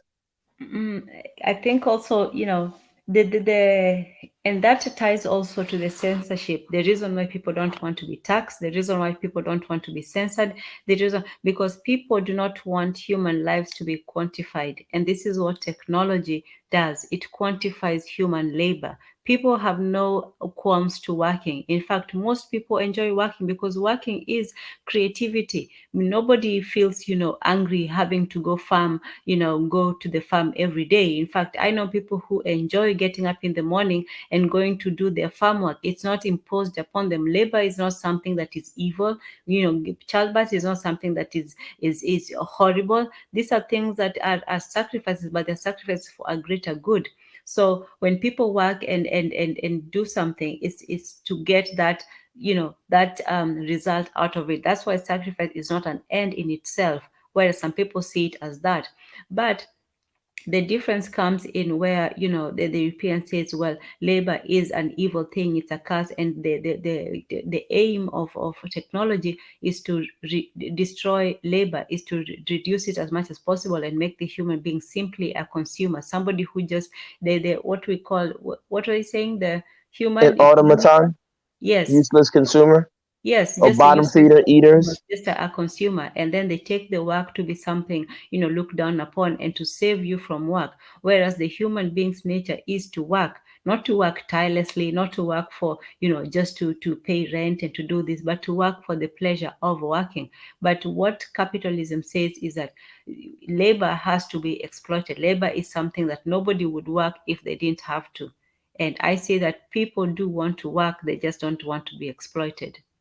Because labor is based on performance, right, Yes. Mufasa? And when And so capital, the reason, and also quantifying, this goes with the census as well. Census and taxes quantifies human labor. It breaks down human labor into its basic, divisions. Let's say somebody wants to make a point. Somebody has, let's say an artist wants to create a picture. He doesn't know how long it's going to take. He has a vision of how long it's going to take, but he has to work in his own time when he has that inspiration. Imagine if somebody tells him, well, right now you're supposed to be inspired from the hours of 10 to 11, you're supposed to work on this portrait. Well, that's what human beings have resisted in terms of cess and tax, because you want to work and get the fruits of your labor, but you don't want your labor to be broken down into parts and you as a human being to be counted and then measured and then priced. And that's what capitalism, it prices the human individual and devalues that whole which comes naturally. So when you Ten, do that, 10 I don't want to cut you off. I wanted to ask go ahead. Mufasa something, because Mufasa made a point, and we have joining us. He's in here. Let me make sure. Yes, we have Mwenda. Um, he's with us. But I wanted to point out something to along what Tan is telling you, Mufasa, what she's expressing, because you said, "Oh, why do you carry the yams, right? In why use the wheelbarrow?" Understand the difference technology. between, yeah, that's a great point, but that's not the reason why he's using the wheelbarrow per se. He's using the wheelbarrow because he's trying to put more yams so he can get them on the truck so they can go to the market, right? Whereas before, if and that's the difference. That's why I said the problem, and if you notice, all the economists all say the problem of Africa is property rights, because land is held communally in Africa, and they want to destroy that. And like I said, 54 to 49% of Africans are still living rural. And the difference is you can't give them that Faustian bargain, because they see that the cities are, or as Jose calls them, the colonial districts are not working. They see that the people in the cities in Lagos are suffering and smiling. It's only a few of the people in Banana Island who are enjoying. So they're not stupid. But let's say you remove the, you know, markets. A lot of times those yams would stay in your house. You would eat your yams. You would go maybe and you would trade on a weekday, but most of those yams would be for your subsistence. So a lot of Africa is still on subsistence farming. And what we're telling them is, oh, that's poverty. Don't be a subsistence farmer. Instead of giving them the technology to actually make subsistence farming better and to make sure they don't have to sell their land and work to a city, we're telling them in the bid to be able to create a strong defensive nation, they need to exchange or give up their land and go to the cities, work in the factories, build up these armaments, make Africa strong so we can fight the European. I don't No, know if that makes sense but to this you. is what I'm saying. If you for them to get the technology is available for them to increase or enhance their farming, but it ain't free. You No, get what but I'm saying? again, but what you're saying is, I don't think you understood the point. If I'm a subsistence farmer, I don't, there's no, other than the so-called money, there's no incentive for me to want to grow 1,000 yams. I can just grow my 15 yams, feed my family, and be fine. You're Yeah, now until coming there's a telling drought. me, Until there's which a is, drought. Until which there's is some why, type of sickness. which is why the job of us and the people in government should be to provide them the technology to manage better if there's a drought, and to provide them the tools that they can better survive if there's a so-called sickness. That should be our job. We should be protecting our rural Africans instead of bringing them within. So I want to hear what you and Koku have to say, and then I'll bring in Mwanda, because I don't know, like, instead of us protecting the African, and I get it, there's that Mwenda. Mwenda, I'm sorry, you know, I want to hear from you and Koku, like, how do you protect what those Africans who are, again, 54% of them, how do you protect them? I mean, they have to. We have to protect. It has to be it can't be this paternalistic thing. They have to have the mindset that they want to work with us. We have to work together. You get what I mean? Because in the end of the day, if they're going to get this technology, like I said, this technology ain't cheap, right? They have to have a mentality that they want to work harder for a better situation.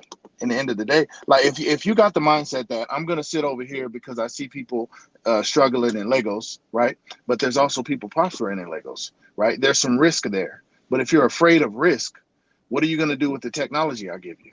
You have a certain mindset. You're probably not going to do shit with it. You know, that's the bottom line. So why should I invest in that if you have the wrong mentality? But if you want to work with me and we will work together to give you a better situation, which is Because, essentially what we're going to do. Go but ahead. no, because one, I don't think you're speaking their language. You get what I'm trying to say? Like, if you speak it in their language, and I don't mean figuratively in the sense like translated to Yoruba, which would help. But when I say speak their language, keep in mind, again, in those villages, they're still largely communal. They still largely do things collectively. And unfortunately, us in the cities and us from the diaspora who are, you know, Western to a degree, we're very capitalist and individualistic, and they can smell that on us. And they know that at the first chance of a profit, we will sell them down the river. They know that. They smell it on us. They could see it on us. And I don't think they're willing to engage in that deal with us. That's why they haven't bought in. Because if what No, we were saying made sense, they would have bought in. yeah, no, okay, I hear that, right? So there's some wrong on our side, but there's also a mentality issue. Like that what you said, like, oh, I see they're struggling in Lego, so I'm not gonna do that. You know, because I may lose. You know, that's a bad mentality. That's Is just a that a bad bad mentality. mentality? Because if you're okay, it depends on why. If you're doing it to avoid risk, right? Yeah. You know, you're destined to be. You're gonna stay subsistence farmer. You're gonna struggle. right? But Because no, your but that's mentality. an assumption. Remember, keep in mind, subsistence farmers did not struggle until and that's why early in the thing I gave you that history of Homo economicus, right? And Adam Smith. How did they get to their theories? That's why I show you the king has two bodies, right? So the only way we can get to this manifest destiny, neoliberal economic man that we have today is after they take the land away through the enclosure acts. So after government takes the land away from the people, now they have no land. You have to work in a factory. And my fear is the minute, no, and I'm not talking about you personally, but the minute you have a strong African state, that's what they're going to do. They're going to seize the land from those Africans and say, "You people are lazy. You're not doing anything with the land," which is exactly what they did with the land to the common land, the land that was held in common in Europe. And they say, "Oh, you people are lazy. You're bums. You're not worried." They're going to come with every excuse, and now those people have to work in factories No, as but opposed to in the end yeah. of the day, you see, where does all the children want to be? They want to be where it's productive, where there's more No, things. they only want to be there That's where they because they're want to being be. sold a dream. They're sold a No, they dream. want to be there because that is a more productive and better No, working system. no, the girls are getting shit literally shoved in their mouth by rich white guys in Dubai. They don't want to be there. Those girls are having white men shit in their mouths, literally. Okay, but that says a lot They're about where sleeping they're with coming from, dogs in brother. Banana Island. That says a lot about where they're coming from. That says a lot about it. If they would rather eat shit than be in this thing that you're kind of glamorizing, what does Yeah. that tell you? No, it tells me that there's a lot of self hate and people don't have the concept because, again, um, this is why I said for us, when we're in the West, I think that we should take the time to deconstruct the West. A lot of times we take the West and we, you know, instead of deconstructing it, we go give it to our people and say, "Oh, you should be like us," as opposed to saying, "Look, listen, these people are high level voodoo people. They're doing a lot of magic. There's some things that they do that's cool. We can take this, this, and this. What do you want to do?" We're not approaching them like that. We're telling them, "Oh, look at me in my nice Range Rover. I'm making so much money. I trade Forex. I have this. Oh, you bum, you poor." That's how we are. And I'm not saying you personally, but that's how we typically treat I rural agree with that. Africans. I You agree with understand what I'm that. saying? So, That's and right. then we oppress them with poverty. The Baby, the rapper, recently came into Nigeria with Davido, and he does this with every. And I don't have no beef with Davido, but he does this with every African American artist that comes to Nigeria. He takes them to the hood, shows them the hood of Africa, has the chain, and the people screaming, "Baby, this," and they're like, "Yeah, man, I was in the hood in Africa." And it's like, dude, you know, you could have easily came to Africa and created meaningful projects to make the lives of the people easier. You understand what I'm saying? But they're not thinking like that because Davido's not thinking like that because he's not making the lives of the people meaningful and easier. He's not doing that. He's a capitalist, which is not African. It's not within his culture. So that's my fear. And I think unfortunately that's what we are contending with, right? We're contending with those who are in the cities and those who are exposed to the West, who are trying to shove it down the rural people's throat, saying, "Oh, you're not productive, you're not this, you're not that. Look at these people in the West, they're hardworking," but the very Westerners, I mean, it's on the screen, they'll tell you half of this shit is bullshit jobs. We weren't hardworking, Protestant work ethic people. We were slave owners. We were murderers, and we just cheated and lied. Okay, You know, a small few, but the reality is for white people to be lazy, they are working circles around black people in African and black countries. Bro, if you go to the US, the UK, trust me, I hate the West as much as anybody else, but I have to be realistic. People are working their asses off, almost too much. You get what I'm saying? And when you go to a lot of these other places, like lackadaisical, kind of lollygagging, no respect for time, not very productive, but not whose very time? What's the efficient. definition of time? Right? We could get into that. Like who GMT, Greenwich Meridian Time, is a British construct, right? Right. Who says that we have to be up under that? Keep in mind, you had some African societies that had an 8-day week. Some had a 4-day week. different concepts of time. I'm okay with that, but it's just if we got a job to do, you need to be on time because that you're respecting my time, whether it's 7 days or 17 days. If we got a job to do, you need to be on time. If we have a meeting, you need to respect me and be at the time that we agreed. Time is just a tool of measurement. We can, I'm open to the different philosophical ways that how you express the measurement of time. But in the end of the day, time is time, you know. Well, I'm gonna let Mwenda say his piece. I don't know if he got to hear um, the whole video, if he listened or he was listening while he was taking his walk. So Mwenda, my conclusion for the whole video, man, I've gone way over. This is ending up like a Kaizo chat. Shout out to Kaizo Oh, well, DEI. hold up. Why you looking at Yeah, why hey, yeah, why you worried too. about the time? Hey, yeah. Why you worried about the time? Why you worried about the time? I thought time didn't matter. No, it doesn't matter, but Happy I was trying to Don't keep it don't so look at the short time. today. Just go with the energy. It don't matter. I You've was been trying. got. Oh man, they got me. They turned Kaizo's turning. Man, I'm turning into the Foucauldian Kaizo over here. But yeah, Wanda, what are your thoughts? Because our premise or my premise, and I think some agree with me, is that when you look at the history, industrializing involves actual blood sacrifice.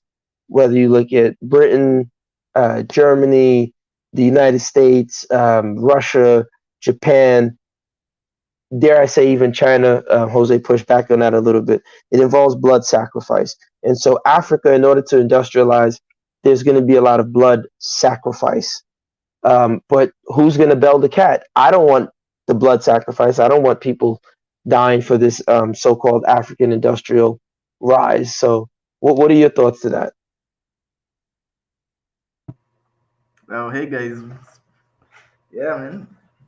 Actually, I've been in and out of the video, but I have some things to say from maybe I don't know maybe I can take you guys back from I don't know from the first 30 minutes of what you guys were saying. You guys, I think we were defining labor, right? Right, labor is when you talked about Adam Smith being defining labor as the wealth of a nation. What he defined labor as is the ability to turn a resource into a utility. So, which means that basically, the ability to turn like a resource into wealth. Basically, that is the definition of labor according to Adam Smith. So that's just one of the first things I wanted to talk about. I wanted to say I think there was a Wait, you different. said that labor? No, because we were quoting Adam Smith. We weren't giving our definition. We were quoting what he said. So he is saying that labor is a sacrifice, right? That we sacrifice in labor in order to give the gift of ourselves to the nation state. So that's not us. We didn't say that. Adam Smith said that. Oh, okay. I don't. Okay, then I don't agree with him because Oh, so you he don't agree with him, really. but you just did, right? I know. I didn't. I thought he. I thought. Okay. Then he must have been contradicting himself or something because I know labor is defined. I know the definition of labor. That is just the economic definition of labor. Is the ability to turn a resource into a utility. That's like the basic definition of labor. So, and let me talk about the origins of capitalism. Capitalism is actually a very new concept in human history. It's not, but labor is old. It's capitalism is younger than labor. Labor is just basically can you turn a utility into I mean, can you turn a resource? So whatever you do with the resource and you turn it to something useful, that's labor. But capitalism now, it makes you do that for a living. You have to now do that or you have to survive. So because if you talk to, I think it's in the 1640s when it began in England in the 1640 when they in fact capitalism, one of the first definitions of capitalism was called the improvements. That was actually the original term. Before it was called capitalism, it was called improvements, meaning that because the peasants of Interesting term. England, they didn't want to work for people. Yeah, yeah. No, I said that's an Oh, interesting term, okay. the The peasants so-called the peasants of improvements. England, they didn't want to work for. Yeah. because of the peasants in England, they didn't want to work for. Like capitalism doesn't work unless somebody needs it to survive. Like they didn't want to work for like the elite, because they could just cook, they could just feed off the Did you land. They say can't they just didn't live want off to the land. work for So the elite, they or were, they didn't want to work at all? They didn't want to work for the no, elites they did. because the elites actually stole their land. People don't know about the enclosure acts from the 1400s all the way into the 1800s. They were stealing the land that the peasants held in common, which could be traced all the way back down to the medieval times. They held Okay. the land in common. And these barons and these people in parliament were enacting laws, basically, the origins of eminent domain, where they would say, "Oh, you people are not basically utilizing the land productively the way this capitalist would, so we'll take the land from you." So now, when you force them off the land, you create Yeah, vagabonds, villains, peasants. But go ahead. I didn't want to cut you off. No, go ahead, Manditeze. yeah. That's what's actually that was what was called the improvements. That taking of the land from peasants. That was actually the first time they're calling it the improvements. That the peasants were not doing anything good with the land. So and because they didn't want to work for the elite, because they could just live off their land, there was no incentive for them to go and work for somebody else. There was no incentive. They could just live off their own land, so they will work for themselves. So before you They go use forward, their skills. was that a good thing? What they did, the elites, is that a good thing that they did? Not based. I wanted an answer not based on, well, they provided millions. No, just based on basic fairness. If you have your land and I come and I take it and say, hey, I'm doing the improvements, your house sucks, I'm taking it, me and Tan are going to turn it into a Walmart. Is that fair? Now, actually, this is why I think I like to see it like it's like, how is it? I think it's like a cancer. It's like a cancer. I feel like I like to see it like a cancer. That how a cancer happens. Like one cell just goes rogue, and now it multiplies and multiplies, and now it becomes its own movement, and now it to the point that it kills you. I think that's how it happened. Like just one rogue idea like that, and it just went and multiplied, and guys just they began taking land from just peasants and peasants. In fact, you guys are talking about the king. Now, here's the funny thing, because there was a threat of revolt. Actually, I think it was in the 1640s. There was a lot of is it the Midland revolts? It's called the Midland revolts, in the 1600s. Yeah, there were a lot of revolts. There were a lot of Yeah. revolts against him. But now, here's the thing. You guys were talking about the king, but you know that the king was actually in the side of the peasants, because the king was like, "Hey, these guys are going to dethrone me," So he was actually trying to defend the peasants. But now the nobles and the elite, that's when the power of the king, it actually went into a civil war, and now the power of the king was reduced. So he couldn't do anything about it. He Yes, couldn't do anything about that's capitalism. that was the two bodies, because now the jurist and the barons in the parliament controlled his body state. So the crown actually becomes separate from the king. You're right. Gasdemup, Yeah, we actually. saw you we East Africans. Hey, we are learned in these things. Respect. Yeah, All yeah. right, go Shout ahead, out to my East Manditeze. Africans. Yep. Yeah. So that's actually how capitalism. So what they really what they wanted to do is that, and you can see it now all over Europe, is that if you can't live off your land, you have to work to live, and that's what they wanted. And that was what they wanted. They wanted you need to work to get to live. Now you need to work for somebody to live. So that's how capitalism just became a thing. Then I think then capitalism actually moved. It didn't move to Africa direct. It moved to It moved to the Americas by Yes, with the Columbus. economy and the system, with the building of the plantations.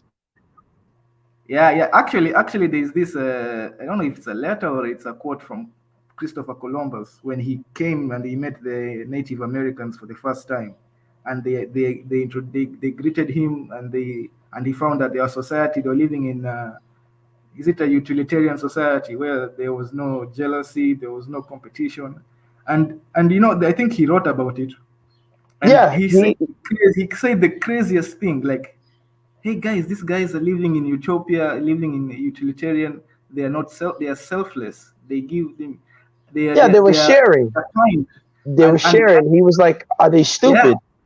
He yeah, thought they were stupid exactly. people because he's And coming then from a dog eat dog society. it's like these guys are stupid, and then all I need is two ships, and I can take over this continent. That's what he said. It's like Yeah. these guys are stupid, you know. So So Monday Tesla, let me ask you this question, Monday Tesla, right?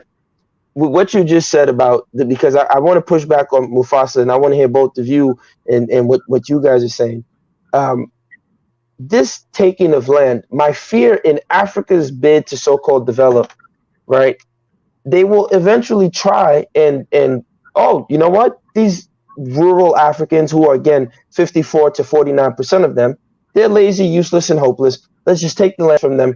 Now we have to force them into our cities. The cities are already overcrowded, right? The biggest slum is in Kenya, second biggest is in Nigeria. They're already overcrowded, overrun. And in order to develop, we're going to steal the land from them, force them into the cities, make factories, let them turn into Oliver Twist all over again. What do you say Well, to how that? can you steal land if the land is supposedly belongs to no one? How can they steal the land? Well, it belongs to the communities that are living on the land. So now the state will take the land. They'll do what the barons and the elite of Europe did. yeah, but I don't think that will happen in Africa because the way Africa is the way this also requires a lot of the social systems of a country, the social structure. It's like like if you look at where capitalism really has taken root, there is it's majority Anglo-Saxon population. You know, I think that's one of I see that a lot. I don't see that. Okay, maybe in Asia too, but Asia they had their own civilization way before capitalism. They were already living like that. So and also people don't know this that capitalism, how Europe became rich. Europe became rich a few years ago, a few hundred years ago. Before them, in fact, the average lifespan of an African was actually, I think, around 500 years ago. Africans were living longer than Europeans.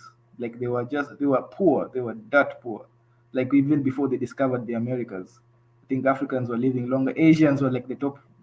Like Asians were sending What do you letters mean? of What do you mean when you say they were dirt poor? What do you mean by that? They weren't bathing. they couldn't afford things. They couldn't before capitalism. Oh, the Europeans, Europeans. Okay, I thought you were referring to the long living Africans. But go ahead.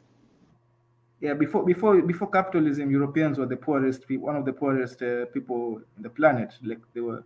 Then they decided then they discovered this cancer thing. I think now they could accumulate wealth, and because of that, when they went to South America, is it South America and the Americas, and they started accumulating gold, and they could now. Well, one of the things that gave them the first taste of wealth, especially with Spain, was after they kicked out the Moors and the Hebrews or the Jewish people, and the Reconquista. They seized their gold and their money. They seized it, which is what allowed Isabella to finance Christopher Columbus.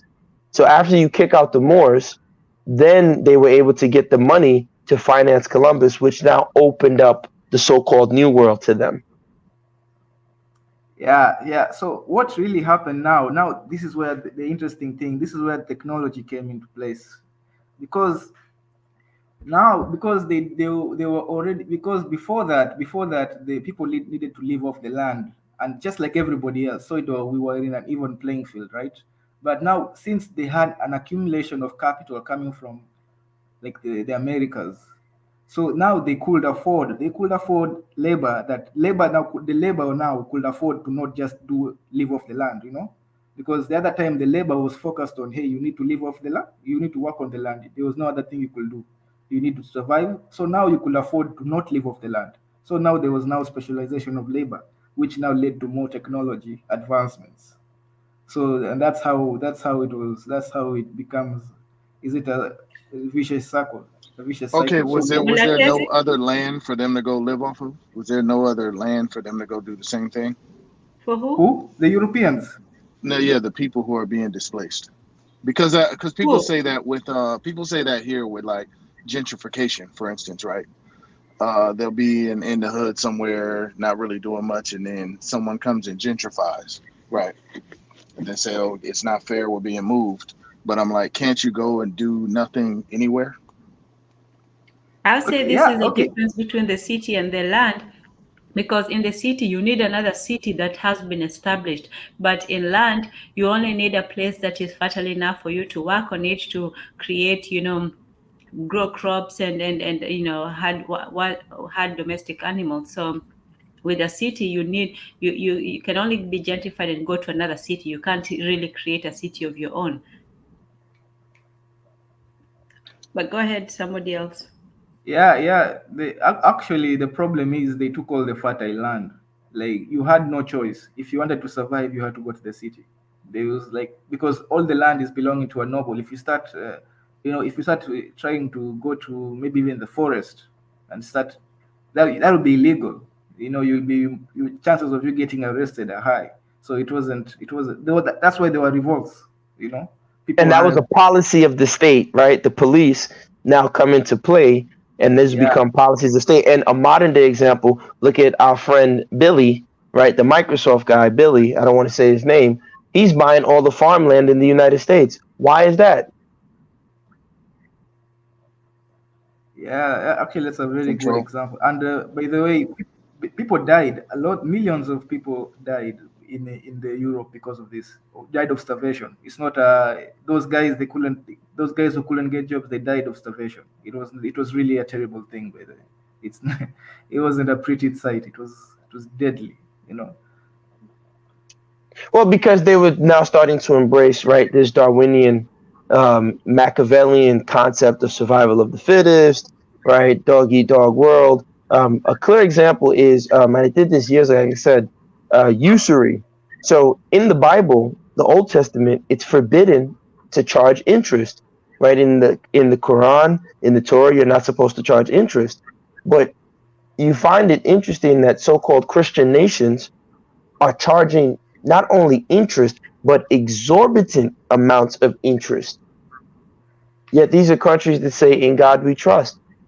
When I was in the north and north central, and every time I would talk to different people, I would explain to them how the United States works in terms of debt, and pretty much everyone's in some form of debt, slavery, et cetera, et cetera.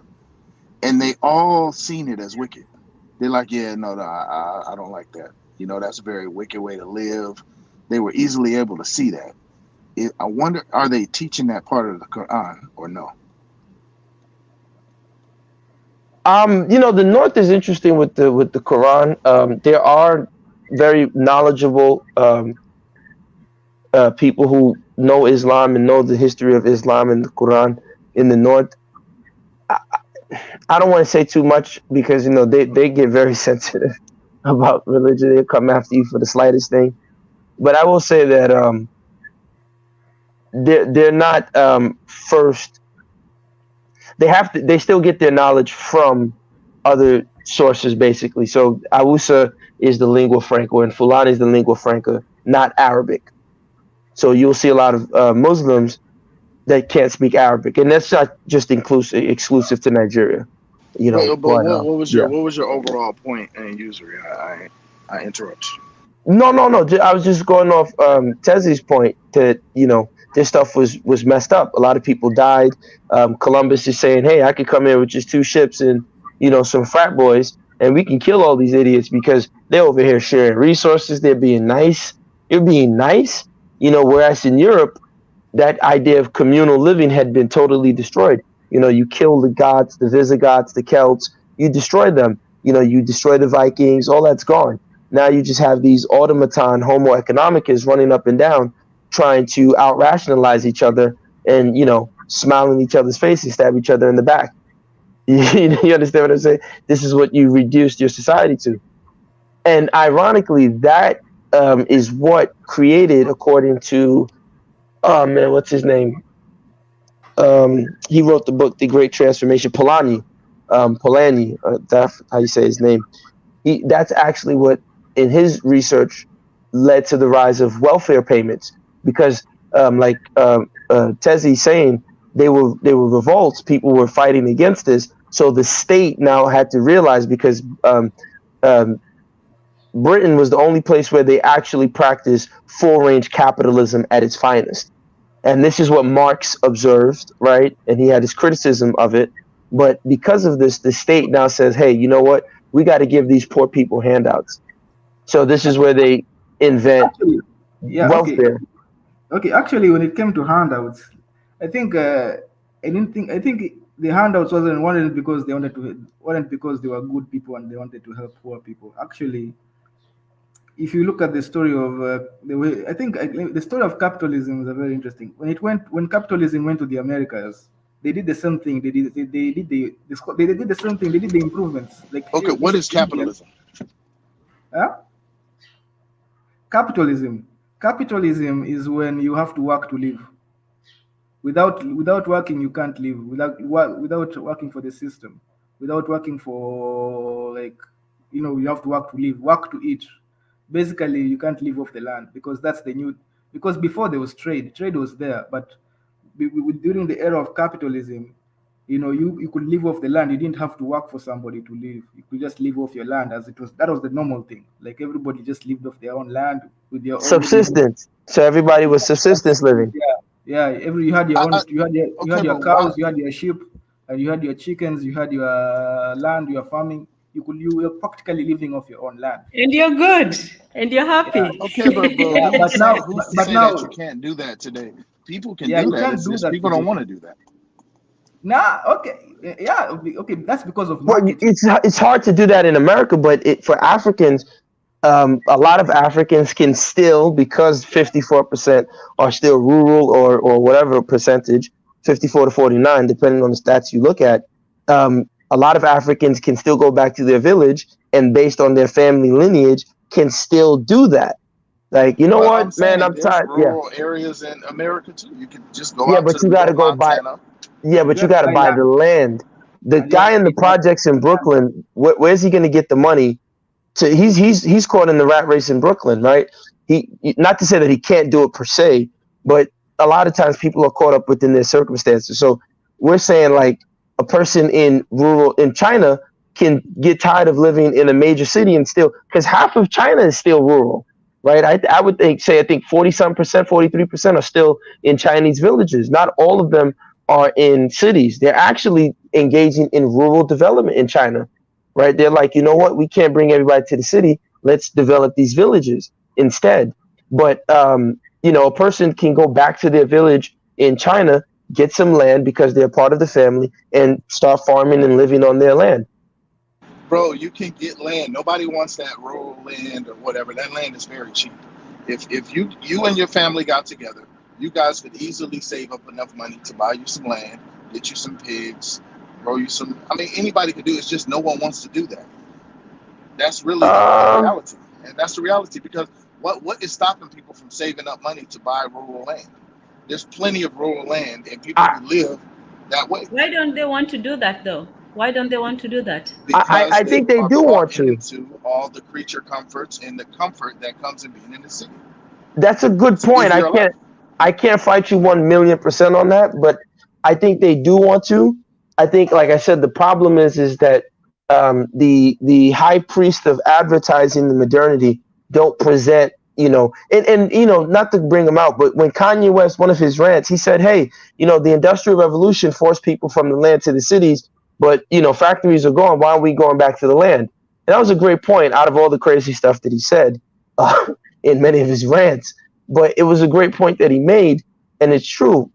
Why aren't we going back to our land? And I think Okay, because, but why yeah, isn't he on the land? You get what I'm saying? When you do this, well, if he people is. He have doesn't live in. boundaries, He doesn't live in the city. He lives on a far. He lives in. He doesn't live in the he city. lives He on a lives on a farm. ranch. Yeah, on a farm. But but Okay, go ahead. but I was saying that, like, I think that's what my fight with the African or the African American or the Caribbean intellectual is to say, look, I'm not telling you what to do, but at least let's make the village great again. Let's think of rural development, right? Like, I was talking to Tan, I said, when we talk about development, like, you could look at IKEA and the way IKEA approaches furniture making. Why can't we take an IKEA concept and think about, building a road, think about building a bridge, making things so that way we can take them to our African villages and say, and engage with the people to say, look, we can open up the old trade routes again, right? Because when they gave us these colonial districts, these cities, right, what they did was they forced us from looking at how we engaged in our villages and how people traded in the old trade routes. Now we're trying to trade with new trade routes, largely maritime trade routes, because everybody's going to Lagos to either export or consume imports. That's all they're doing in major cities, whether you're in Nairobi or Lagos. You're either exporting, you're connected to the government, you're in power with government, or you're some major exporter, or you're a major import consumer, right? But we can change that dynamic, at least theoretically and philosophically, by coming up with new ways of developing, right? So taking that technology you're talking about and coming up with new integral ways of developing. I think IKEA is a great model, right? We can use IKEA as a template on how we can build even small scale, maybe like a train within one village from Ibadan to Ogun State. Like they could easily come up with a model on how to put a little train track together or something that the people can build that is invested in their own and it's theirs. I don't know if that makes sense to you. No, a train track is going to require more than subsistence farming. You got to get the steel, you got to mend it. It's just going to take a lot more. If you want these new ideas, you have to expand your mindset. There's just no way around that, man. Like you can't build a railroad with wheelbarrows. You need like a little bit more than that. That's just the bottom line.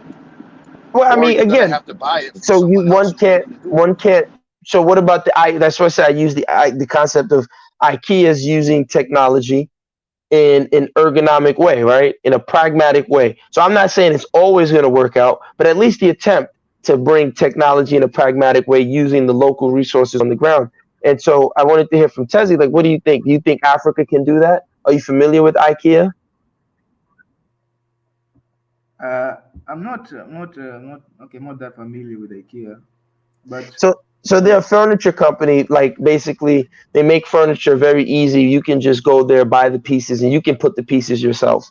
It's very easy. They make it so the packaging is light. It's just literally you could just it's like going to buy a box of when you go to the you get your chicken and chips. It's just like a box of chicken and chips. You just go, you get your box, you put it together, you open it up, you click, click, click. No screws, anything. You have your furniture. Within 10, 20 minutes, you can literally put your couch together and your bed together. It's just that easy. So I'm saying like we can take that approach, right, and scale down these concepts to at least make, industrial concepts more digestible to the so-called rural subsistence person. I don't know if that makes sense to you. yeah, okay, yeah, okay. I understand what you're trying to say, but okay, for I think when it comes to industrialization, it's not. I don't know. Sometimes I feel like maybe you can't fight. I don't know capitalism. I think in Africa, first of all, Africa we are there is a conscious resistance to capitalism because of our way of life. Because you see that It's village very way of low. life, yeah, that village way of life is kind of a big deal in Africa. People don't. It's there is actually law like in Kenya we have laws like ancestral land laws like you can't like you ca- that really hits back on capitalism when it comes to the village because only in Kenya like in Kenya if you don't belong to that tribe you can't buy land around that region and that's very bad for capitalism because capitalism requires outside capital to come so if you can't buy land over there then there's no outside investments over there so that place usually just stays the same the way it is and and when you talk about, my brother asked about why can't people go back and just live off the land, right? The problem, the problem is not that they can't, they don't want to, but they can't because I think America has a property tax law, right? You have to pay taxes. So whether you like it or not, even if when you own property, you have to pay taxes according to the valuation of that land. So whether you like it or not, you need to work for money. Whatever Yeah, you but do, the Yes. property yeah, taxes are relative to the property's price, yeah, yeah, right? yeah, So if yeah. you're You in the still, middle of nowhere, your property taxes will be very low. But you yeah, still but have you to still pay pay for them. it. You still have to Imagine pay. people who don't have to pay anything. Yeah, you see, that's the thing. You still have to pay. That means they have put. That's actually how they colonized Africa. Now that's how capitalism entered to Africa, because wherever it goes, capitalism is resisted because nobody wants to work for anybody else. Monetary, remember the poll tax? Remember how much resistance there was to it? Yeah, yeah, that's what I'm saying. That's what I'm saying. Like, Also, they did the poll tax to You you pay guys in one way or Kenya. another, man. Yeah, of course. So what Hey, they did to Everybody us pays in taxes. Nigeria, they did the hut tax. They yep. did the hut tax. They did the poll tax. You can see these British. They're The very interesting census. people. Yeah, yeah, counting you people see, that's and how they give you quantifying them. incentive to work for money. That's how they make you value money.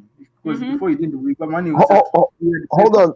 What says Tezia, I want Koku says Africans need to understand incrementalism. Koku, you're still on the chat. I would hope if you could call in, or maybe you can um, type in. Oh no, I think Koku signed out.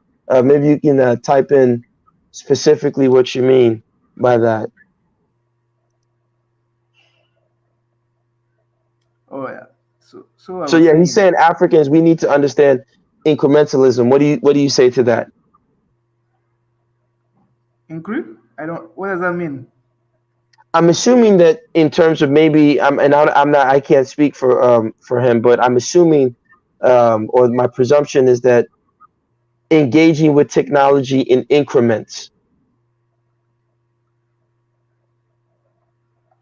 Yeah, I Uh, don't know what he Or means in engaging with increment. capitalism in increments. I don't okay. know. Okay. When it comes to like capitalism, when it came, okay, capital. I don't know how you can engage. Capitalism is already here, even in the village. It's there. People, as long as people are working for money, it's already there. There's no increment. It's there. It's so Okay, but let me what? ask you this: what Yeah. what was the purpose of having money before capitalism? You Yeah. said as long as Money. people are working for money, yeah, but people use money before capitalism. So what were they using it for? Which people used money? All over the world, they use money. Cowrie shells. You got people Uh, that use stones. so That what if I told uh, you that cowrie shells, for example, in West Africa are not native to West Africa? they're not native to it, but okay. And So so if I we tell you could go that to the the Pacific Europeans Islands. brought cowrie shells, it was No, I so know that that. I know that. yeah. So I then what went were to they the using museum. I before? went to the museum in PH, and they told me that. Yeah. Uh, yeah, but go ahead. You said what were they using it for? No, but what I'm saying is people. There was always an account. There were capitalism didn't create the idea of money and currency and keeping track of who did what in terms of work. You see what I'm saying? They didn't create that. Like I don't get it. Like you're saying capitalism means you have to work to eat, but you think white people invented that you should work if you want to eat, and there was no mandate on people. Like we talked about the pharaohs before, that they they would ask for a tribute. So it's like you get to work the pharaoh's land because all the land is the pharaoh's land, and you have to pay a tribute, right? Essentially a tax in order to work the land. That's basically saying if you don't work, you don't eat in a Yes. different way.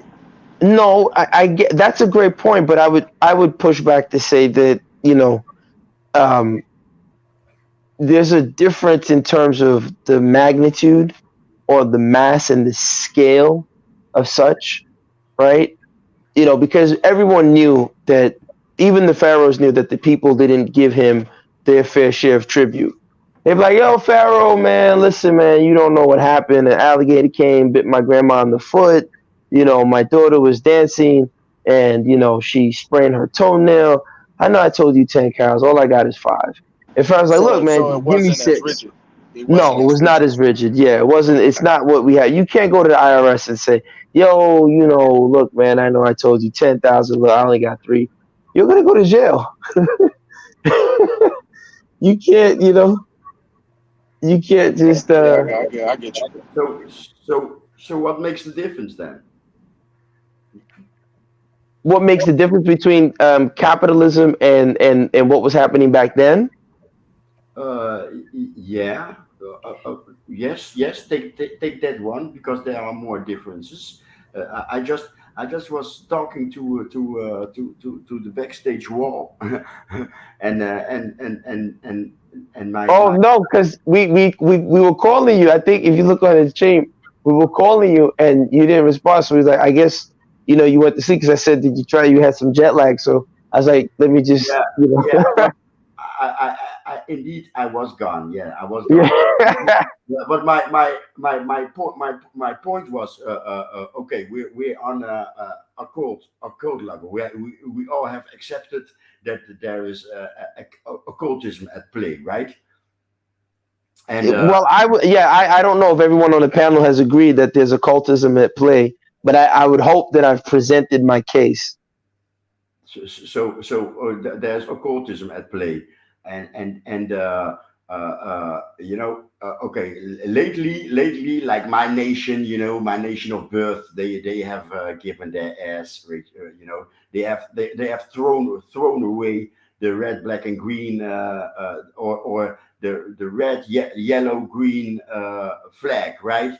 But look at the flags and the attitude of people, right? So you have the red, blue, white, the red, white, blue, and you have the red, yellow, green, Red, gold, and and green. there's something occult behind that, right? If you bear with me. So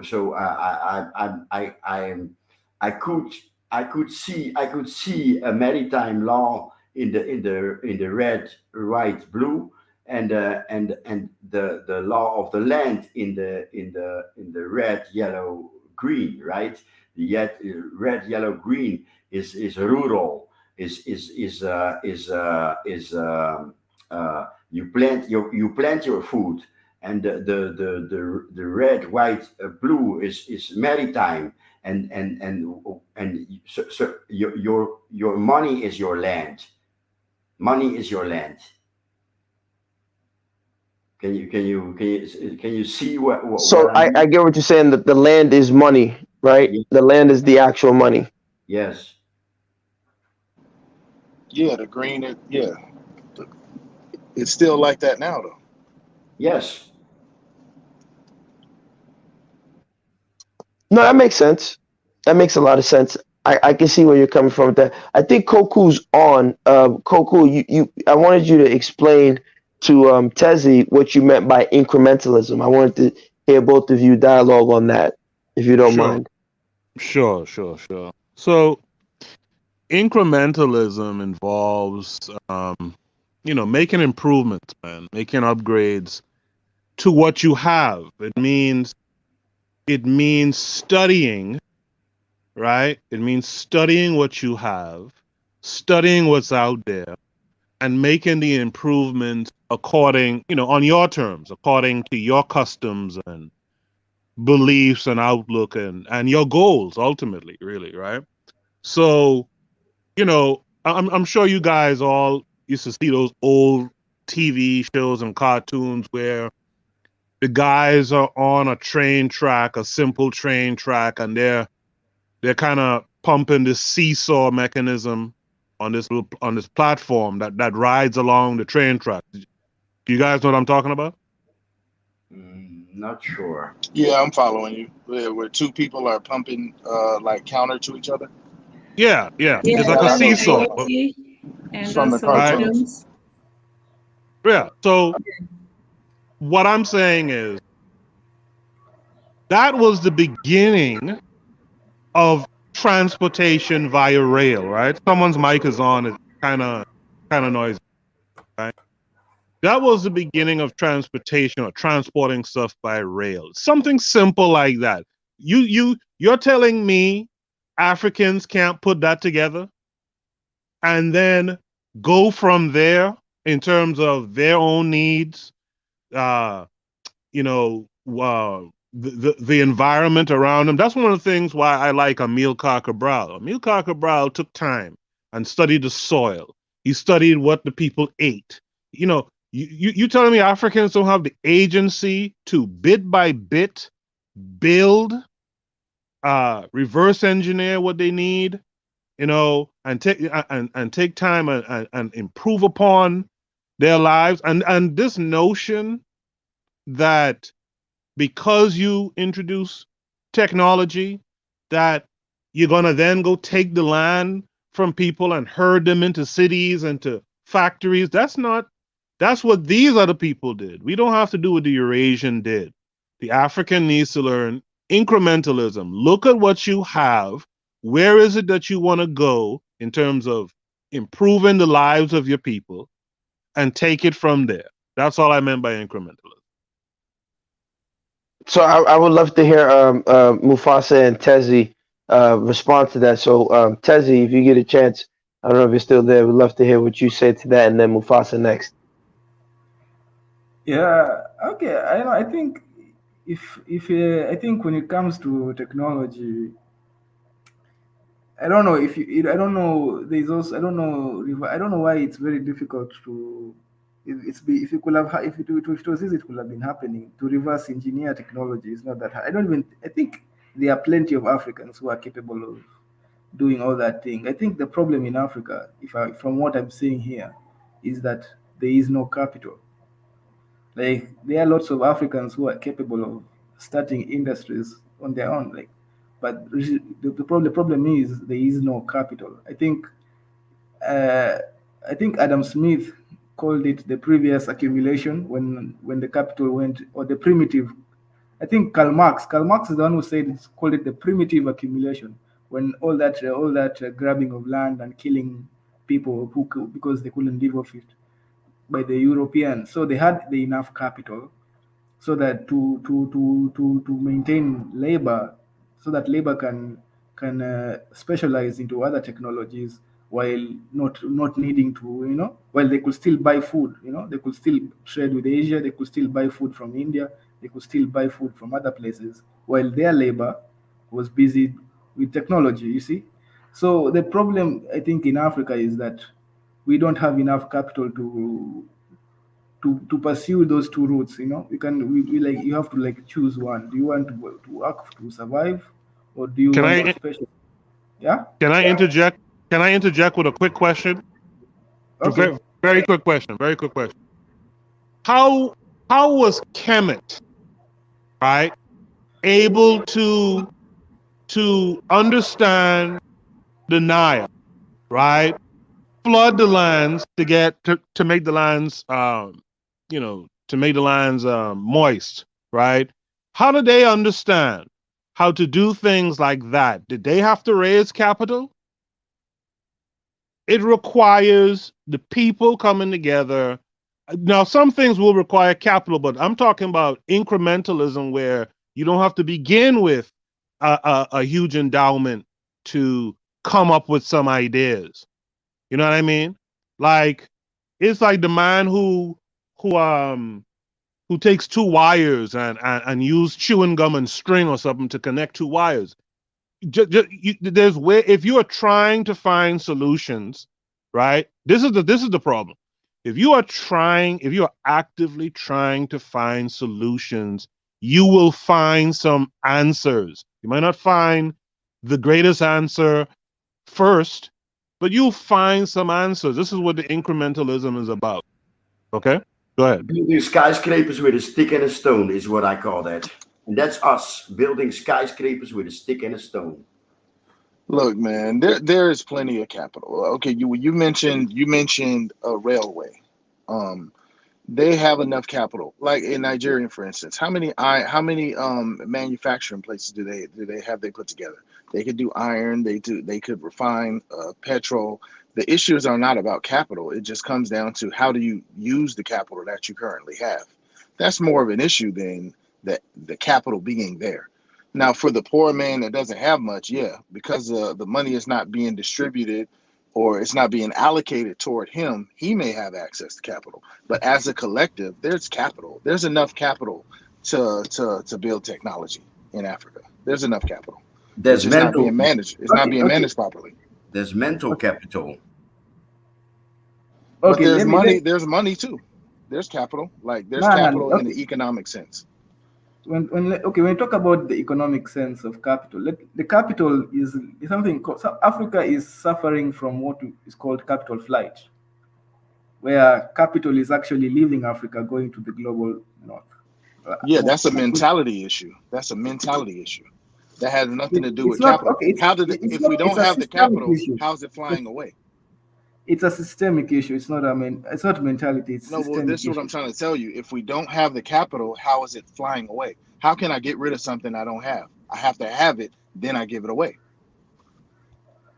You get what I That's mean? because That's the what I mean by system. mismanagement. But we don't have it. That's why the capital is fleeing. Those who would create Well, it, no, Ten. let's What say I a think what doctor. Mufasa is saying is that how can anyone say African capital is fleeing, but then on the same hand saying Africa doesn't have capital? So, for example, look at this guy in the video. I don't know if you guys heard about him. This guy in northern Nigeria, who's actually a 30-year-old university dropout in Maduguri, has created a process where he can convert the buses to electric cars, Oh, right? there's so And many of them. There was a Zimbabwean guy who created a TV that didn't require electricity. The human capital is there, but the financial capital is not. You can have great ideas and all these things that you can even have a way to make, the philosopher's stone, to turn clay into gold or lead into gold. But nobody will pay you for it except those people who are from outside. So you have to leave your country and go somewhere else to make your idea, profit worthy. And that's what capital is. To me, capital is just making profit, taking something. Capital to me is interest, just taking something and making something more out of it. That's So the pretty much what human. it is. Labor into what utility. Before, labor was in commensurate rate to its harvest. Let's say you worked hard in the farm, you studied nature long enough, you'd get, the crops at the end of the year. But So capital, you get more than you put in. You can just put, money, which is something that we're still debating what it is about. But then you put people into work and you'll get a lot more than you put in. You put in 8 hours. They put in, all of them put 8 hours times, let's say 40 workers, but you get to get a whole lot more than them. So capital is about you getting more than you put in. Whereas just labor that was there before capital is getting what you put in. If you work hard, you get, what you worked for. But capital, you don't have to work at all, and still you'll get more than the other people who actually work harder. Your employees, you have 40 people working for you, and you're only doing 1 month's job, but yet your job is more important than 40 of them. So you've already put value to human capital. Whereas in the old system, the peasants would determine their own work and they would determine their own results. So they had more independence in what they actually, produced. So the human capital should be on should focus or put mind into the financial capital. If we are Mhm. if we are that creative that we invent physical things, Mhm. then Absolutely. we should Yes. be able to invent a financial system that works for us. Mm-hmm. I agree. Now we talking. I mean, Yep. Now Now we we're cooking talking. with oil. okay, So okay. can I Let ask a me quick question? yes, go ahead, Corey, and then Tezzy, you go after right after I, Koku. Go ahead, I, Koku. I promise I'm not going to take up much more of your time. Are you guys familiar with a man named William Cam? What was his name? William Kamwamba. He's also known as the No. boy who harnessed the wind. Do you guys know who that is? Oh yeah, yeah. No. I saw that movie. I saw the movie on Okay, Netflix. that That kid, movie damn near brought tears to my eyes, man. me too. I did a screening of that film and I talked about it on my show. That kid, right? He saw his village was going to suffer. They didn't have proper irrigation. There was a drought going on. What did that kid do? That kid looked at a bicycle his father was riding, looked at the dynamo that was on the bike that powered the headlamp, and he decided, and he had a book. I forgot the name of the book now, because in America they now charge like $800 for the book that this kid went to a library and got an old book at that, right? You see, do you see where I'm going with this? This kid didn't sit down and let his whole people just starve and die out. This kid looked at a bicycle, used his ingenuity, right? That's why human capital, even these Europeans talk about it. Human capital is the first capital you want to talk about. It's really the only capital. That's what I try to get people. People look at money. People don't understand money is nothing. Money is just a tool of humans. The only capital that really matters is human capital, because money is just an expression of what humans think and what they're interested in, where their energy is. That's all it really means. Sir. Thank you. Jesse, what do you have to say to that in terms of the things that are stopping the African from maximizing the human capital potential? Okay, this begins. This. What happened is, since Africa was colonized, and the characteristics of all colonies or former colonies is that their economy is already set up to serve the West. That was just from the get go. So we find that Africa, like in Kenya, we produce tea for British. We produce tea for the British. We find that Ghana produces cocoa. They were all designed to serve as sources of raw materials to the West. That it's called I don't know, it's called the relationship between the center and the periphery. So Africa is like the periphery, right? I don't know if you've heard of that, but so Yes, so yes. so so The so to peripheral. yeah, so to stop that, to prevent capital from going to the West, which is really exploitation of labor. Because if we're just looking at minimum wage in Africa and the minimum wage in the West, it's not the same, right? It's not. That shows you how labor is exploited. Really, I think when you say labor is wealth, that's where the valuation begins. Like the minimum wage in Africa is extremely low. So, I don't know. It just there is that type of relationship is where the capital loses. We lose capital from that relationship with Africa and the West. There's this theory. There's this ideology called developmentalism. I've been looking at it for a while now. I think I'll talk about it on Sunday, but let me talk about it also here. That it began in the 1940. It's actually no. It began. It's an old theory. It's an old ideology, and that's how it's been taken. Like that's how US developed.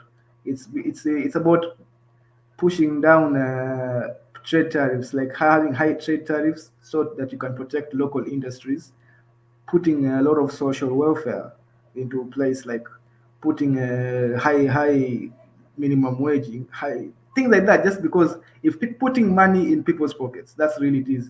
Like the government putting money in people's pockets so that they can buy stuff, and they can when they can buy stuff, that means there are more industries that will develop within the area. Right? That's basically what it is, and that has been a way of many countries, including Asia. They went through this, and they developed through this. But now the problem with this type of system is the government of USA and the governments of Europe. They really hate it when any government in the peripheral adopts this type of ideology. And you can see during the 50s and 60s, there's been a lot of coups in South America. There's been a lot of coups in Africa because of guys who adopted this type of ideology. But the Asians were allowed to continue with this ideology, and look at them now. They've really developed. So it's really what it means is just you need to put money in people's pockets, and the rest will work out for itself. That's basically what it is. So yeah, I think that's a way of protecting capital in Africa. Like, first of all, have trade barriers, have trade tariffs, high tariffs from outside products. Then let the local industries rise. That's a Bro, that that's a doesn't great work. point. Um, okay, so you say it doesn't work. Why you say that doesn't work? Oh no, Because it you're doesn't putting work money because into the hands of the people who don't know what to do with the money. Okay, so Tez, he's saying that if you put money into the hands of the people, they don't know what to do with it. What do you say to that? That's not true. That's not true. I don't know what. I don't know. I think that's racist, actually. And, like, Any race though, Africans got any nothing to race. do with money. Like, No, no, I'm saying any race, any race.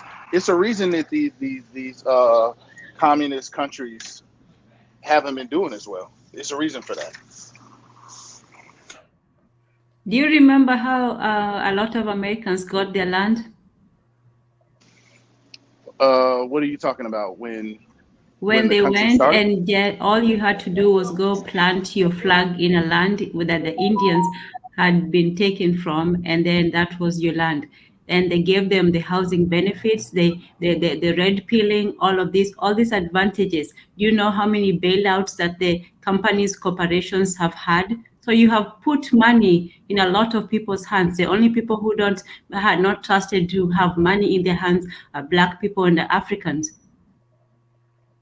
No, okay, but it's a difference if I give you an opportunity, and then after I give you an opportunity, then it's on you to work, right? It's not. I'm Well, just not giving you money. well, I'm that saying, that listen, is I'll what give you that some land to that's give you an what is money opportunity. in your pocket is. It's an opportunity for you to go and work. Now you have the opportunity to get up in the morning and pay for your transportation and go buy you a decent dress and show up to work. It takes capital to even start working. So if you don't What even am I trust, going to it's work like for if let, I? let me tell you something about like it's like repatriations. Dave Chappelle made a skit about, oh, if you give Black people money, they're just going to go waste it and do all this stuff. Yeah, a lot They of them will. are going to, honestly. But then some of them are going to have enough sense to go invest it in something useful and do something with their money. And that has been shown even despite not giving them anything. Even when they were not given Black Wall Street, all these places, Sasa, they built with little than nothing. So what if you gave some of them just a little bit of something? They might do wonders. And guess what? They have done this with everybody. The Japanese got reputations. The whole what was it? The Marshall Plan. It was a plan to give everybody that had lost in the war something. So why is everybody getting something and being praised for succeeding, and then you don't trust the only people who are not getting anything and in fact having things taken from them, but oh, you don't trust them, they're going to waste their money. That's nonsense. So No, Mufasa, but so what do you say to right. that? No, no, no. I'm saying in principle, I don't believe it's not about any certain group of people, right? Because there's a difference. Like essentially, like okay, I was listening to Byron Allen. Oh, hold on, I'm sorry. Let me finish this food in my mouth. I'll let somebody else talk for a second. No, I know Byron Allen, but why you finishing that up, right? So let me give you a different perspective to what Tan is saying, right? And I would love for Koku to answer it while Mufasa's finishing up. So in the U.S., we have the Federal Reserve, and the Federal Reserve, allegedly, the central bank, they provide liquidity to banks, blah blah blah. And every time there's a so-called depression, they're supposed to, they've been doing quantitative easing since Obama was in office, right? And my thing is this: if Sounds like a laxative. yeah, pretty much, right? They're taking a nice fecal dump on all of us, but the the the the funny part is that it was observed and it's noted that the Federal Reserve, when they would lend money to the banks are supposed to provide liquidity to the people. The banks didn't do that. They would just hoard the money. Wouldn't it make sense from an economic perspective for the Federal Reserve and Congress to say, you know what? If we're looking for the economy to be stimulated, hey, Federal Reserve, instead of giving the banks trillions of dollars that they're just hoarding, why don't we just pass an act of Congress that says from now on, anytime we give, let's say, the banks 3 trillion, we'll give the American public 1 trillion. Because you can't tell me about inflation because you gave 10 trillion to the banks anyway, right? So you take 1 trillion and give it to the American public. If you make below, let's say, 250,000 a year, you split it by every American, and 300 million Americans, they get that. So every time you give money to the banks, you give the American public a percentage too.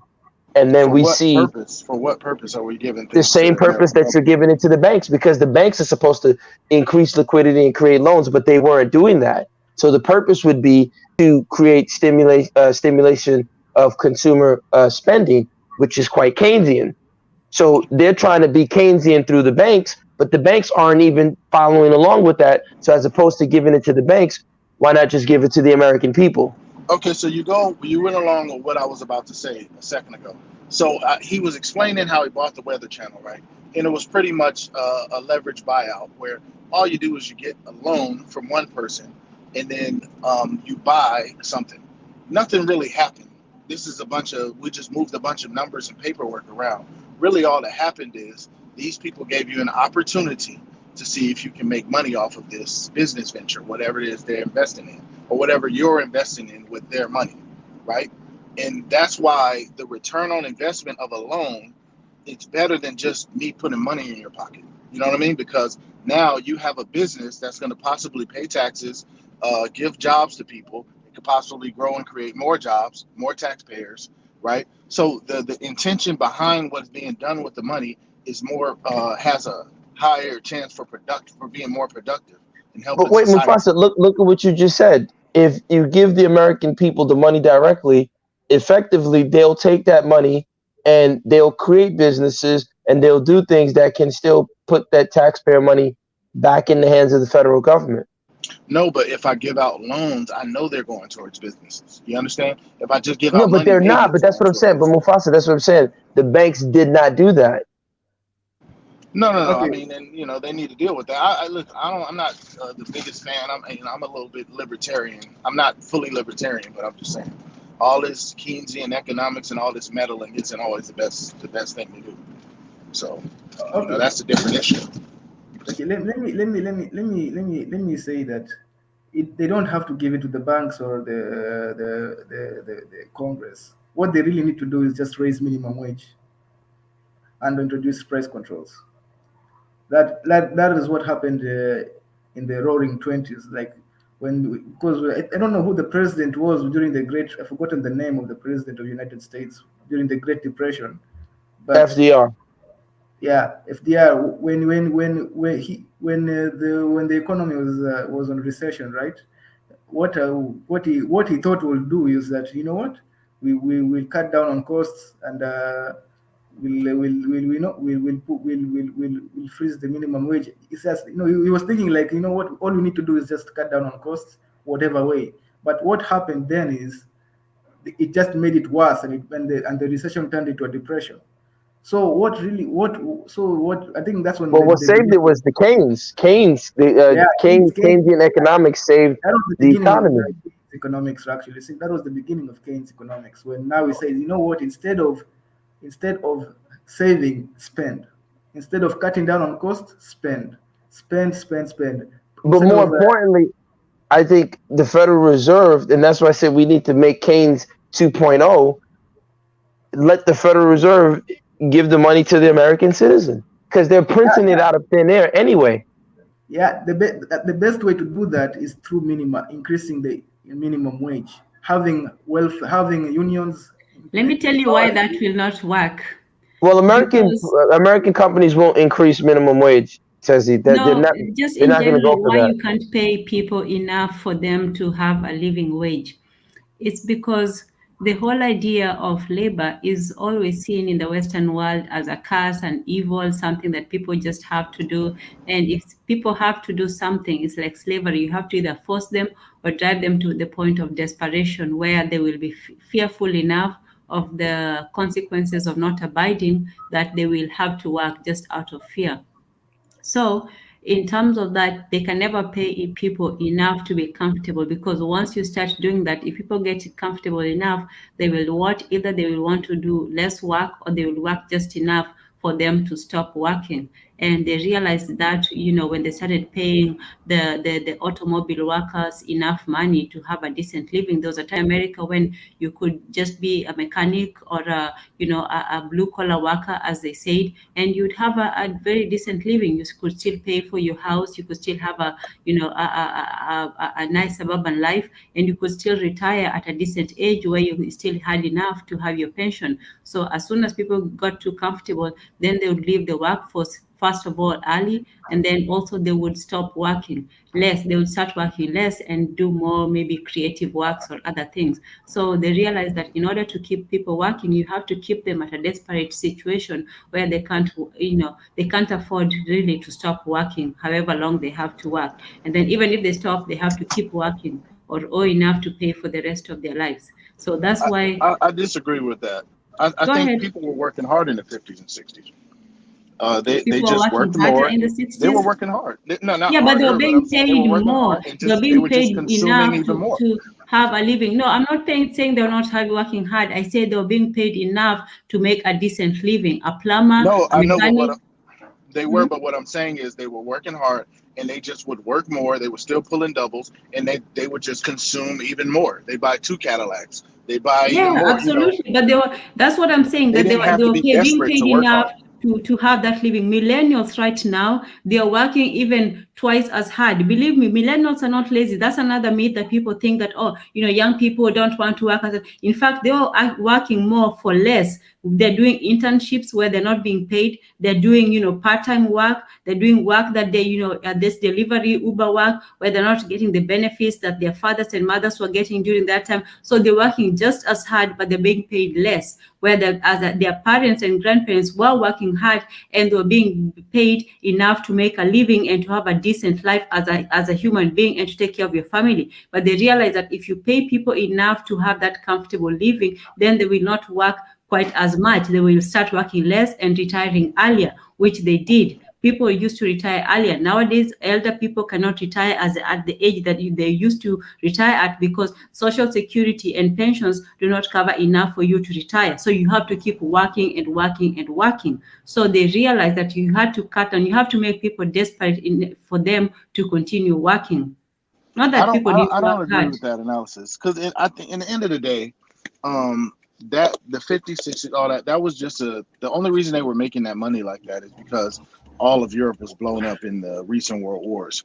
So they had the advantage to be able to do all that manufacturing, do all whatever. So America was pretty much booming because of the misfortune of these other people, right? And then events changed, history changed. They globalized. No, the Now reason a why lot they of that started stuff's paying them overseas. more is because Ford said this, that you have to pay people to consume. The whole point of capitalism is also Exactly. tied to consumerism. So he That's said that Keynesian. if I don't pay my workers enough, that is an actual quote from him. If I don't pay my workers enough and give them time off, they will not come and buy my cars. My workers are my consumers. So he wanted to make the people who worked the same people who bought. So he paid them more, not so because he had some altruistic, instinct in him. He wanted his products to be sold in his market, which he did. Most of a lot of the Ford workers were Ford customers. No, but when there's a boom to that extent, people just get more money regardless because people get more liberal Uh, with money. People get no, more liberal with money.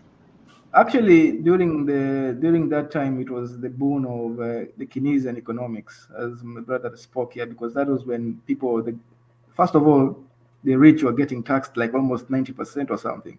Second, and there was a lot of there was the Yeah, that was trading. dumb. They had to get rid of that. That was stupid. That was smart because the economy was thriving. People were Mhm. buying. Yeah, the economy was thriving. People had money to spend, and that's what people were spending on. As you said, Ford was the cars. There was a lot of money. There was a lot of economic activity. The labor laws were good. The unions were thriving. It was peak Keynesian economics. But then what happened was the Russia incident where there was a Cold War or something. Then this guy called Friedman. I don't know if you guys know him. And Mhm. he was Milton Friedman. yeah, he was neoliberalism. He was working for the 1% who Mm. who were angry because they're getting taxed. They who were Mhm. angry they're getting taxed and they needed to correct this issue. So he was like, hey, look, the economy was taking a hit because of the Cold War, and because of that, this guy Friedman, he took advantage and said, look, it's because of the Keynesian economics, that's why the economy is taking a hit. But it was actually because of the Cold War. But people listened to him, and now they took up his idea of neoliberalism, which means that the market will decide who whatever. Just don't put any rules in the market. The market will reach equilibrium in its natural state, which is not true. Let me get No, all occultic once again because we sort of have to. But you can Yeah, I was raise just more about to say money. that we're getting away from the occultism. This is not an economic channel. I was just letting you guys go on. Well, we're going from economic to occultism. But when he talks about, you can actually raise more money by taxing just a few billionaires than by taxing, 100,000 or whatever regular people. Because here you are collecting pennies from, billions instead of billions from a few people.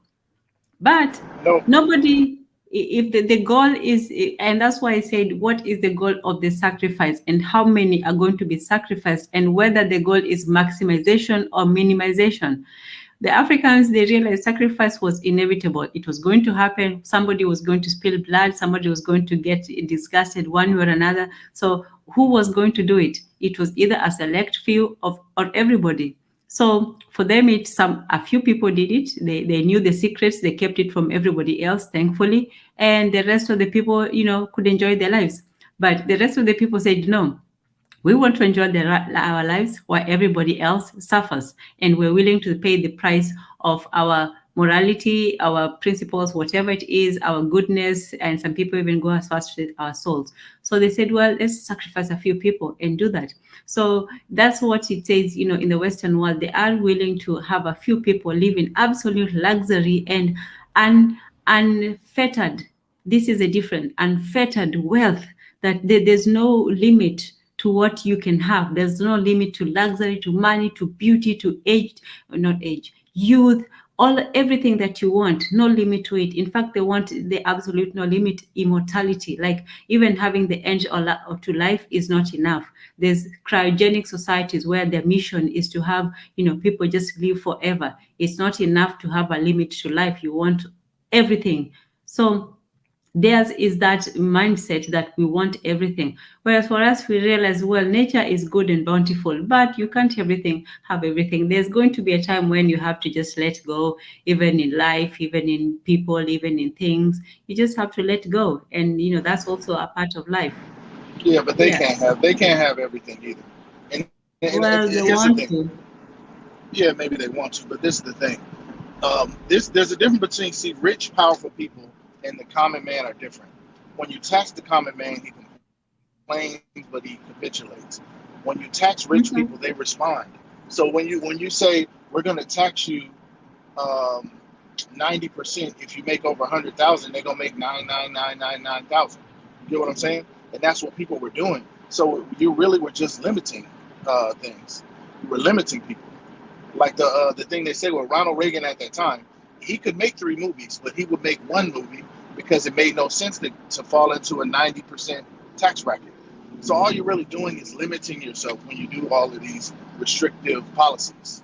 You're limiting things. Why not let them Okay. make 3 movies and then you can tax everybody that worked to put the movie? You can tax all of them. You end up making more money, and you have more things going on, more productivity, Because it more will money take being a bigger spread, more actors. fight.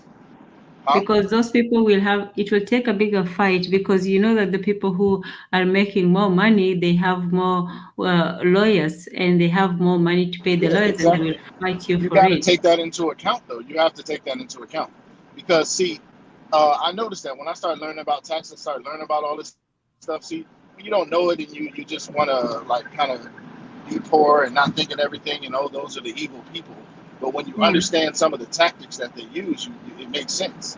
It's like, look, if poor people paid this much attention to how they were taxed and found Mm-hmm. ways, found loopholes, and were as difficult, their situation would change. But they're not going to Yeah. do that. right? So you have to take that into account. It's like, okay, I'm gonna do a 90% tax because that's what the people want to hear. But the people mindset is not fit to run a country, right? It's just fit to serve their own purposes. So you have to take all your subjects into account. So yeah, So you don't so want to tax 90%. That shit is ridiculous. so here's what I'll say. I think we'll probably have to touch on another show on the occult origins of taxation in the body politic. This is much longer than I expected. We were supposed to end like a good 3 hours ago, 2.5 hours Look, ago. But guys, I have a habit of prolonging things further than they should. no, no, that's fine. That's fine. But I want us to end on that, right? So we have two different opposing views on taxation, and so who knows? We'll probably come together again, maybe in another few weeks, and have another show on the occult concepts within taxation, and is there some sort of underlying mechanism to taxation? So I wanted everybody to say like their last thoughts on this entire topic. So again, the topic was sacrifice is more powerful than ritual, and that in order to industrialize, it involves a symbolic and physical sacrifice and spilling of blood. So just wanted to get your thoughts. Jose, I'm assuming you went back to sleep. You fell asleep again, right? I'm here. I'm here. Okay, Jose's here. So we'll start with Jose. Again, you guys, Jose is my partner in this. He has jet lag, so we have to understand. Jose is normally not sleeping. He's normally up, but he has jet lag. So, Yeah, yeah, Jose, let you wrap up. this one was extra long, and I'll explain what happened. I let people speak. I wanted. I didn't want to interrupt. So I let people speak and see where it was going, because I didn't understand at a certain point when we were speaking about spirituality and blood sacrificing. I once mentioned that it's the spirit that is harvested, and practically everybody went into the flesh, into the physics, into the blood, and the spirituality of the spirit of the physical world. I think that's Yorugu, right? So Mm, so the spirituality of the African is harvesting the spirit. When you are weak and you want to be a famous singer, what does the Haitian uh, what does the Haitian Bokor do for you? He in the spiritual world, he looks up a deceased singer, and quote unquote gives that to you, mm, and boom, your singing will be better, and you will be more successful. mm, You want to be rich. A deceased successful even drug dealer that I have seen with a certain Bokor. He was offering a successful New York drug dealer to people that wanted to make money, because this dude, he was shot very early in life, but mm, his life path was promising, and this voodoo doctor was offering the spirit of this dude to people that wanted to be rich, right? So I was a bit taken off by that, and then I drifted off because I let people speak, and I drifted off. I fell asleep. But I want to get back to the ad homium. A few shows ago, there was this. I referred to being American or thinking American, and today I've heard it too. I guess. Am I the only one that didn't study or grow up in the United States? Because I cannot forget You know, it's not communism has not failed. It was America that made communist nation fail. Mm. That's just using more words to say that it failed. Well, I mean, Well, okay. Then we'll have another show on I'm going to communism. finish. I'm going to finish and give it to the Yeah. next one with with one word. Whatever.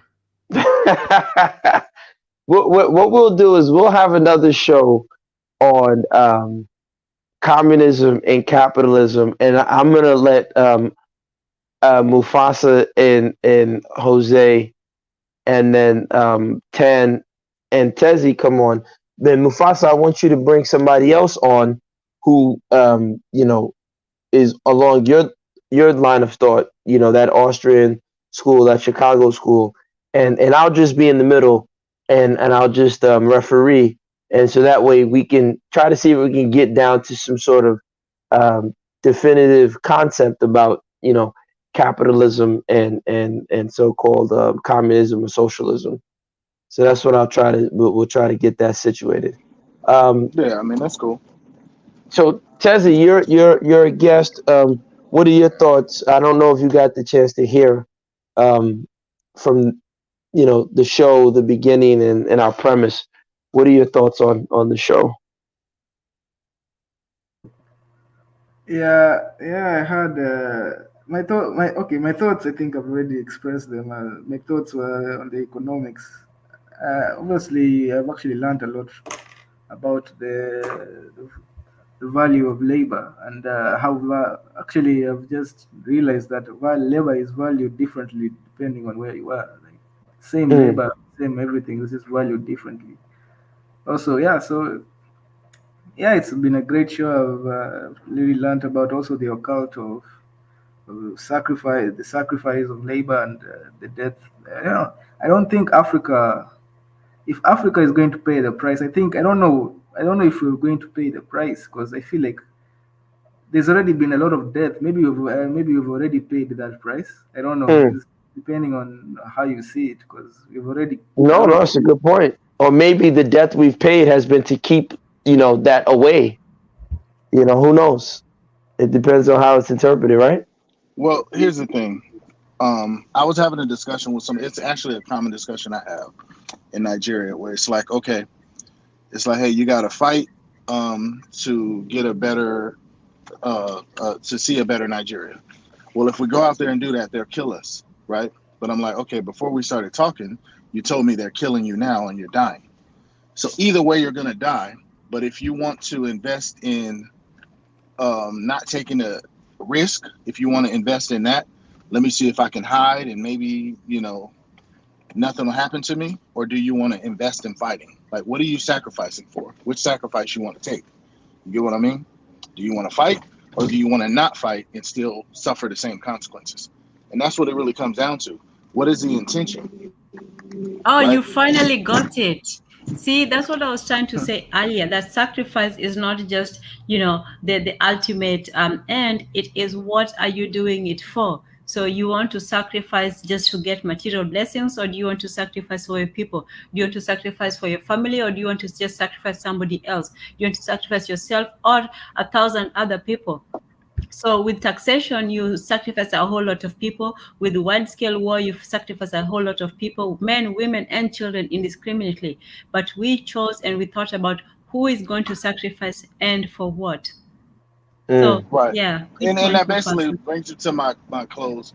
I do believe that industrialization takes you're gonna have to spill blood, but I just think in general the more ambitious you are, the more blood you're going to have to spill, the more you want to change. So if you want to do anything revolutionary, blood will spill. You get what I mean? mm, Typically blood will spill, and that's what the industrial revolution was. So a lot of blood had to spill. Like earlier she was mentioning how our wars were, for lack of a better term, more civil, right? They were limited. There were things that the dispute wasn't as heavy, but the goal wasn't as ambitious, right? When the goal is more ambitious, more blood's going to have to spill, right? mm. But if we just have a small disagreement, Like two people could just fight, knuckle up, or whatever, and just go their own separate ways. You don't have to kill millions of people because your goals are not that ambitious. So yeah, the bigger the goal, or the whether you want to say industrialization or you want to say whatever change in Africa, um, blood will have to spill one way or another, and people are Mm, going to have to be willing to make that sacrifice. Like a soldier joining the service to fight for a cause, in a way, is accepting that type of sacrifice. And mm. whether it's the military or whether it's some type of revolutionary movement, it's all the same. But somebody's going to have to sacrifice. But yeah, that's That's interesting points. Those are interesting points. Tan. So you're taking us home. Your thoughts on today's show, the premise, where we went, all over the place. But what are your thoughts? No, no, no. It was a great discussion, like Mufasa said. And yeah, I also learned a lot of things I didn't know before. So great show.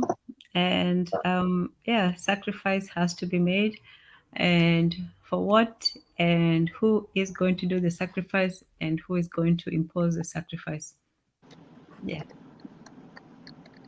So I'll oh, hand over the mic. do you have a channel, No, Tan, or you just come on here? no, but me and Mondatezi are co-hosts on Swahili Nation.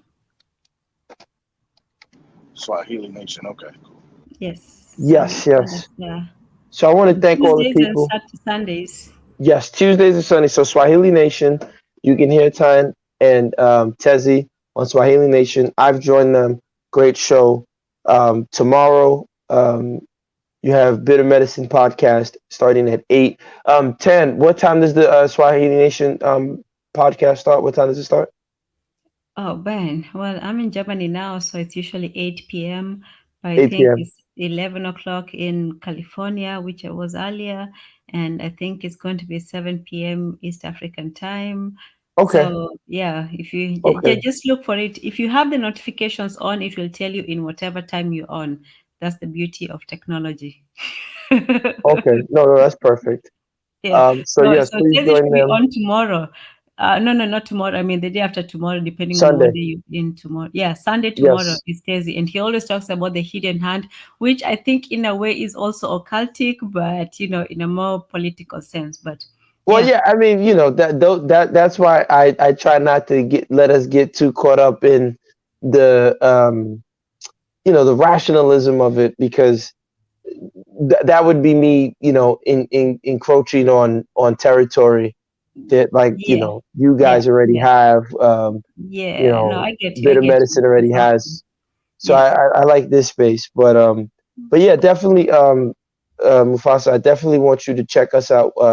I'll be there tomorrow on Koku's podcast, The Bitter Medicine. Yeah, I want to everybody thank. has their lane, everybody has their plight Yes. to play. Like I said with them, they send the missionaries, the explorers, the scientists, the charity workers, the politicians, whoever, everybody has a part to play. So, yeah. So I want to shout out the people who came on today's live. Kaizo, shout out to him. Want to shout out to Cater. Um, Definitely Azuli jumped on. Keisha was definitely dropping some good jewels. Di was talking great. Um, let's see who else was on here. Couple of people. If I didn't get you, my apologies. Want to thank my co-host Jose. Want to thank Tan for being with us, Mr. Untouchable. And Thank you for guarding the field when I was in the clouds.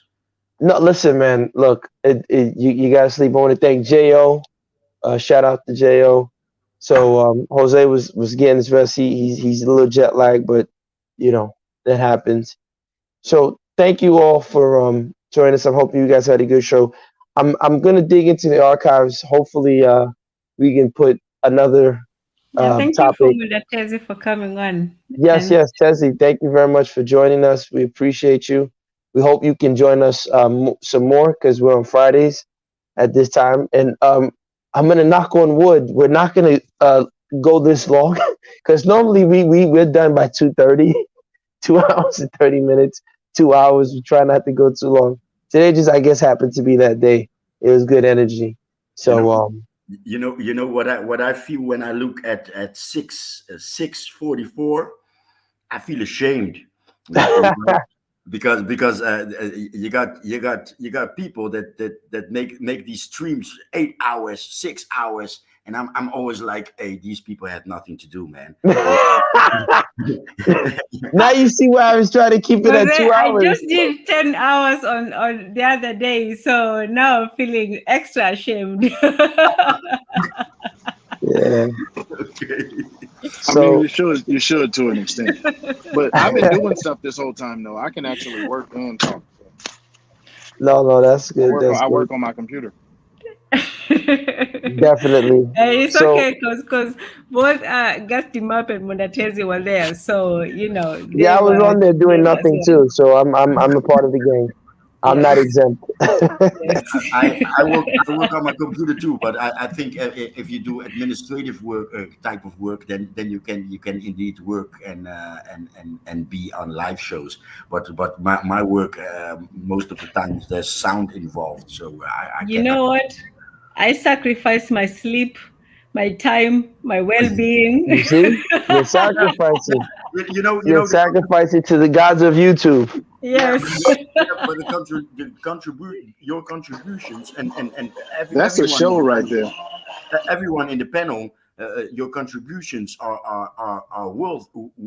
worthwhile, right? It's Thank you, rich. It's rich Jose. content. It's rich content. So I expect when I when I watch back that I will be enriched with knowledge. Oh well, thank you very much. Thank That's the you. whole point of us being black pentagrammers and changing the propaganda and looking at the occultism that's behind the modern world. So thank you all for joining us. Wish you all a great week ahead. Please be safe. Enjoy. Good health. Good vibes. Good energy. Um, till next time. See you all. Bye Thank bye. you. Bye.